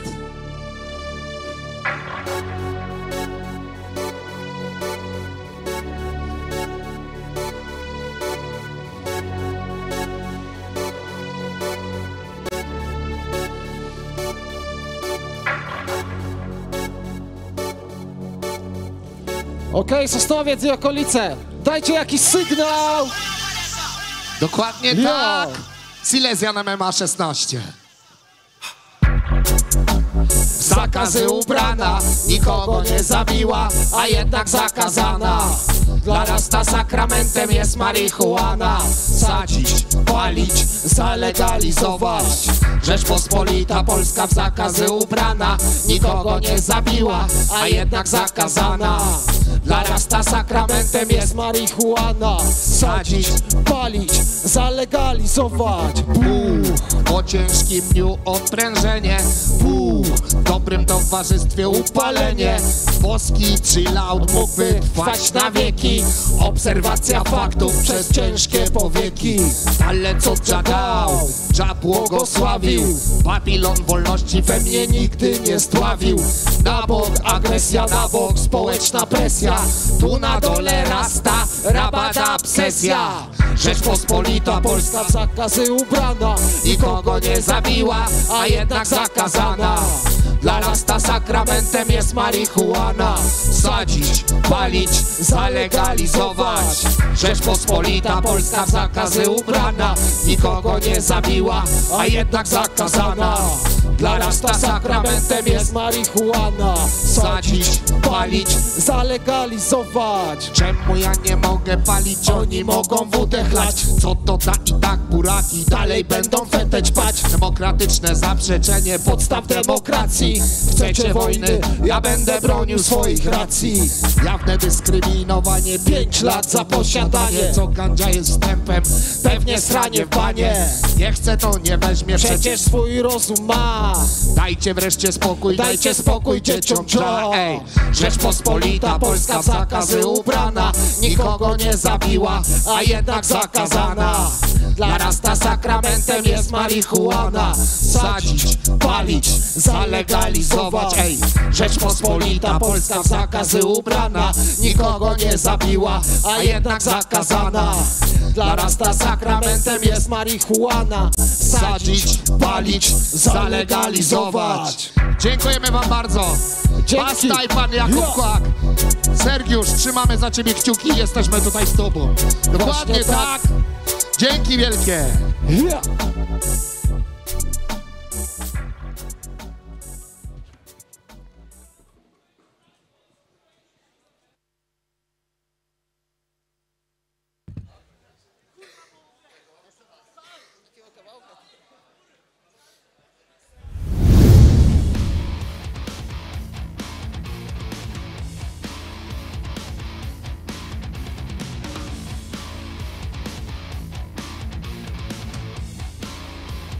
O pas wejdzie zawodnik trenujący w Bizon MMA Team. Proszę Państwa, w narożniku czerwonym Sylwester Hasy!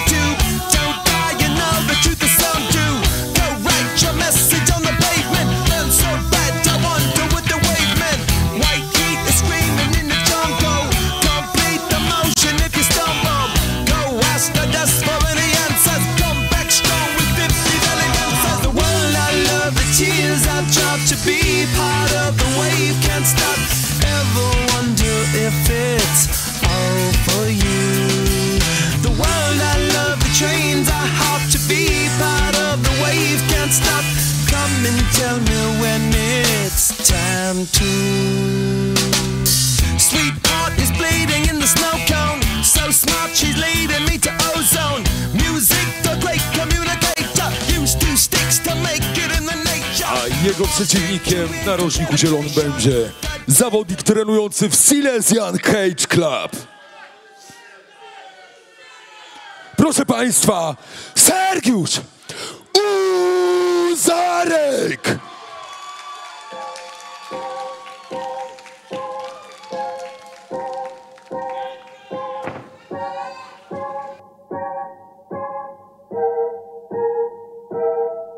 Tylko jeden moment, kiedy przyjdzie po mnie, wiem co zrobię. Dawaj pięści w górę, unieś dłonie. Na tym froncie musisz radę dać. Kiedy rap jest prawdziwy, to czujesz to pod skórą. Wierzą w to co robią, nie żyją tym co mówią. Inni na spacerze wszyscy są niewinni. Za to kogo byś się spytał, chciałby sypiać willi. Nie mam złotego kałamarza i bogatego papy. Za to odkąd umiem mówić, mówią, że mam w oczach kraty. Jak czarne kruki z murów, nie opuszczam warty. Bez urody Adonisa bronię swojej Sparty. Pytasz gdzie jest przekaz, czy wszystko jest na sprzedaż. Chociaż nie brałem recepty, to czułem się jak aptekarz. Ziomkowi w krechę nie da, ziomki lubią brać pod chuj. Jesteś fajny jak coś chcą, jak ci nie ma jesteś full. Mamy tylko... I doszło do tego momentu, że mamy walkę wieczoru. Mistrzowskie starcie w kategorii lekkiej. Sylwester Hasny kontra Sergiusz Uzarek. 5 rund po 5 minut. Czy będzie pełen dystans? Zobaczymy. Czy skończy ktoś przed czasem tą walkę? Zobaczymy. Sergiusz jest na fali 4 zwycięstw z rzędu, natomiast Sylwester 4 razy przegrywał z rzędu. Tutaj w narożniku Sergiusza Uzarka dobrze znani ludzie ze świata MMA. Tomasz Bronder, Adam Niedźwiedź, Ringil chodził z numerkiem numer 1. Także mamy za chwilkę początek tej walki, na którą wszyscy czekali. Sergiusz Uzarek, 28-letni zawodnik Silesian Cage Club i Sylwester Hasny z Bizon MMA Team Kędzierzyn-Koźle. Zobaczymy, kto tutaj w tej walce będzie górą. Obaj panowie na pewno chcą bardzo mocno wygrać w tym pojedynku, ale komu z nich to się uda, przekonamy się już niebawem i zaczynamy tą walkę. Tomasz Różka rozpoczyna pojedynek, zaczynamy. Sylwester Hasny ruszył tutaj do przodu, Sergiusz próbował tutaj sierpowym trafić, chyba będzie nastawiał się tutaj na kontrę, bo widzi, że Sylwester mocno szedł do przodu. Mamy low kick w wykonaniu Sylwestra. Próba obszernego sierpa, która nie doszła skutku. Sergiusz orbitujący cały czas wokół siatki, teraz prawy, prosty, doszedł w wykonaniu i lewy Sylwestra Hasnego. Sylwester Hasny trafia obszernym sierpem na szczękę Sergiusza. I mamy piękny high kick w wykonaniu Sergiusza Uzarka. Idzie za ciosem, ale nogę przechwytuje Sylwester Hasny, dobijają Sylwestra Uzarka do siatki, wynosi go wysoko w powietrze i obala przeciwnika, lądując w pozycji bocznej. Sergiusz nie zostaje na plecach, cały czas próbuje wstawać do góry i udaje mu się. Tutaj widać, że Sylwester Hasny naprawdę imponuje dużą i mocną siłą. Jakbym widział Daniela Radkowskiego, który robi radomskie linie lotnicze. Sergiusz Uzarek wyrywa się i znowu trafia high kickiem. Trafia z tym, tak. I bardzo ładnym takim prawym sierpem też. Naprawdę widać, że Sergiusz odrobił lekcję i teraz to on obala swojego rywala na plecy. I zajmuje pozycję półgardy z góry. Ładna kontrola, ręka, głowa. Będzie chyba próbował obejść to, żeby wejść do pełnego dosiadu, a co najmniej pozycji bocznej. Tutaj ta siatka na pewno nie będzie pomagała Sergiuszowi, żeby zdobyć ten pełen dosiad. Ale próbuje teraz odciągać Sylwestra od siatki Sergiusz Uzarek. I umiejętnie, powoli, centymetr po centymetrze udaje mu się tutaj. Lecz jednak Sylwester zablokowuje kluczem tą nogę, którą Sergiusz chce uwolnić. Blisko swojego narożnika teraz znajduje się Sylwester Hasny i może słychać właśnie dokładny komend, które wydaje mu jego narożnik. Gdzieś tam zapina gilotynę na głowie Sergiusza Uzarka Sylwester Hasny, ale myślę, że tam nie ma możliwości poddania Serka. Tak, też uważam, że bardziej to pompuje Sylwestra niż skutecznie. Tak, wyciąga Serek głowę i zaczyna kontrolować pozycję z pozycji gardy, rozbijając swojego przeciwnika czy rękami, czy łokciami. Tak. Serek tutaj naprawdę bardzo kontroluje tą pozycję z góry, jest aktywny, uderza. I pierwsza runda idzie jak najbardziej na jego korzyść. Trybuny mocno niosą dopingiem Sergiusza Uzarka. Popularny Serek zrobi wszystko, co w jego mocy, aby ten pas Silesian MMA wylądował na jego biodrach. Mamy dużo walki teraz właśnie takiej w parterze, gdzie w gardzie Sergiusz, chociaż teraz mamy próbę balachy, ale nieudana. Chociaż Sylwester Hasny dzięki temu podnosi walkę do góry. I trafia. I mamy walkę w stójce. Dobry odrzut bioder w wykonaniu Sylwestra Hasnego. Chwycił głowę Serka. Oj, oj, oj, oj, oj, tu jest blisko. Chyba nie. Ma wolną dupę, ucieka Sergiusz do tyłu. Tak. Ale w pozycji dominującej tutaj teraz znalazł się Sylwester Hasny. Ląduje w pozycji półgardy z góry. No i dobrze ją kontroluje. Mamy teraz tutaj zmianę ról. Jak to wcześniej Serek był na Sylwestrze i okładał go ciosami w półgardzie, tak teraz Sylwester Hasny odgryza się Serkowi.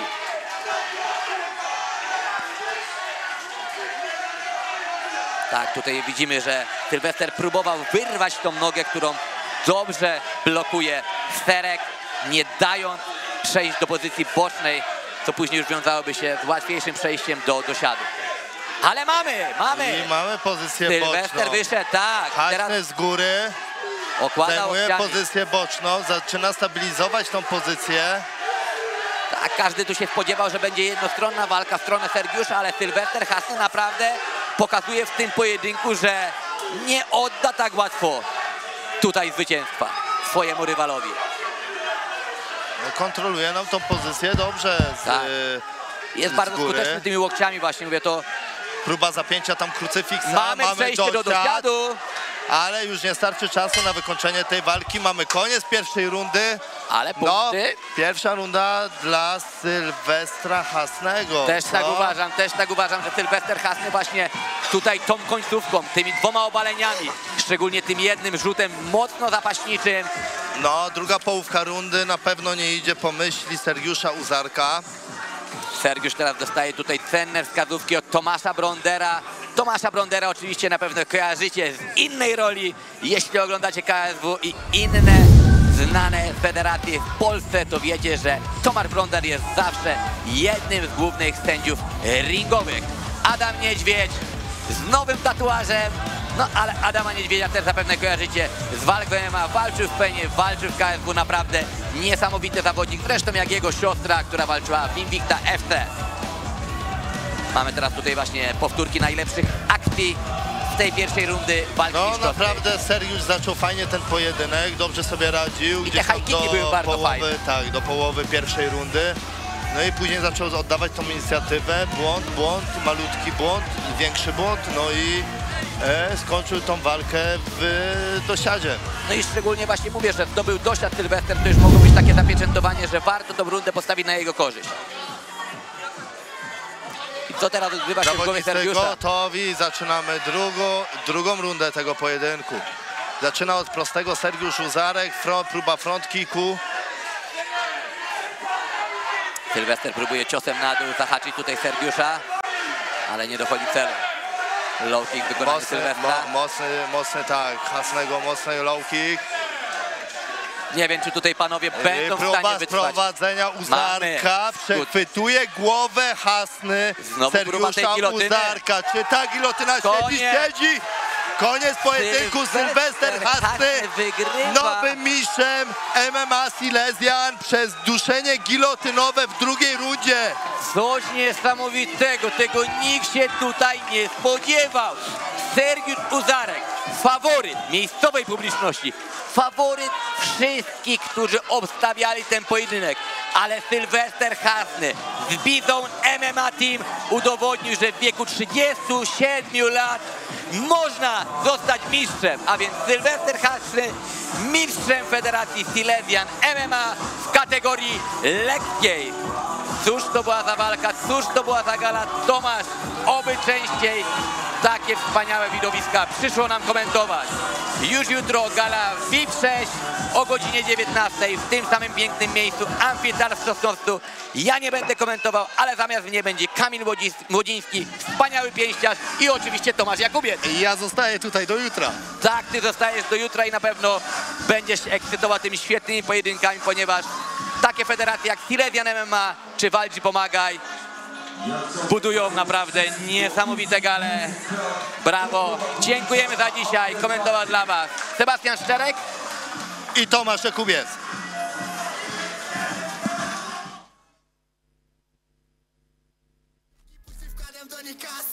Robię kurwa takie ruchy jak nikt. Jak przemieszczam się po mieście, oni dają mi film. Kiedyś miałem swój team. Sponsorem walki jest Monostal Silesia.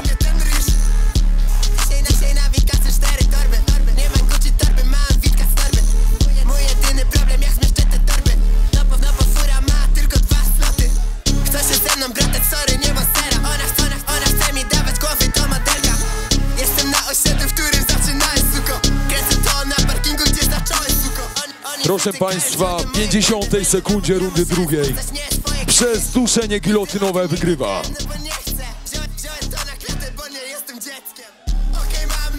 Sebastian Hasny! Sylwester, przepraszam bardzo.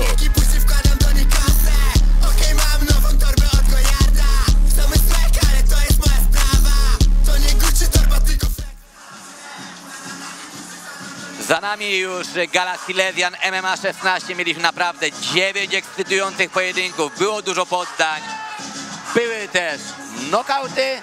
No i były walki wyrównane, gdzie ciężko było domyślić, kto do końca wygrał ten pojedynek. Mamy nowego mistrza. Jest nim Sylwester Hasny w kategorii lekkiej. Tomasz, od 1 do 10, jak ocenić dzisiejsze wydarzenie? Oceniam na 9, zawsze może być liczba wyżej, zawsze może być 10. Oceniam na 9, świetne wydarzenie, świetnie zorganizowane, dobre walki, na pewno nie nudziliście się Państwo oglądając te pojedynki. No i co? Dziękujemy za uwagę dzisiaj, zapraszamy jutro na galę MMA VIP 6, która odbędzie się w tym samym miejscu w Amfiteatrze w Sosnowcu. Będę miał dla Państwa przyjemność ją skomentować razem z Kamilem Młodzińskim. Niestety Sebastian nas opuszcza. Ja muszę wracać do siebie, do stron radomskich na inną galę, ale oglądajcie jutro galę MMA VIP 6, ponieważ nie tak dawno, bo 2 dni temu minął równy roczek od organizacji pierwszego Walcz i Pomagaj gali charytatywnej. Walczymy, pomagamy. Tomasz jutro komentuje z Kamilem. Kupujcie pay-per-view na gali VIP. No i co? Do usłyszenia na Silesian MMA 17. Do usłyszenia. Dziękujemy za uwagę. Cześć. Myśli czysty fame, to już znany tor. Spójrz mi w oczy i odczytaj, czym jest moje show. Miłość szczęśliwa, czy to jest normalne? Czy to poważne, czy to pożyteczne? Co świat ma dwojga ludzi, którzy nie widzą świata? Wywyższeni ku sobie bez żadnej zasługi, pierwsi, lepsi zmienione, ale przekonanie, że tak się stać musiało. Nagrody za co? Za nic. Gdy zamykam w końcu oczy i wiruje cały świat. Stare filmy, stare zdjęcia. Chciałem z tego miejsca przeprosić wszystkich swoich kibiców. Coś nie zagrało. Byłem świetnie przygotowany do tej walki. Zrobiłem wszystko, co mogłem. Sylwester był lepszy. Gdzieś tam weszło parę bomb na głowę, coś zrobiłem z kolanem i już ciało nie dało rady. Głowa bardzo chciała, ale przepraszam jeszcze raz. Gratulacje, Sylwester.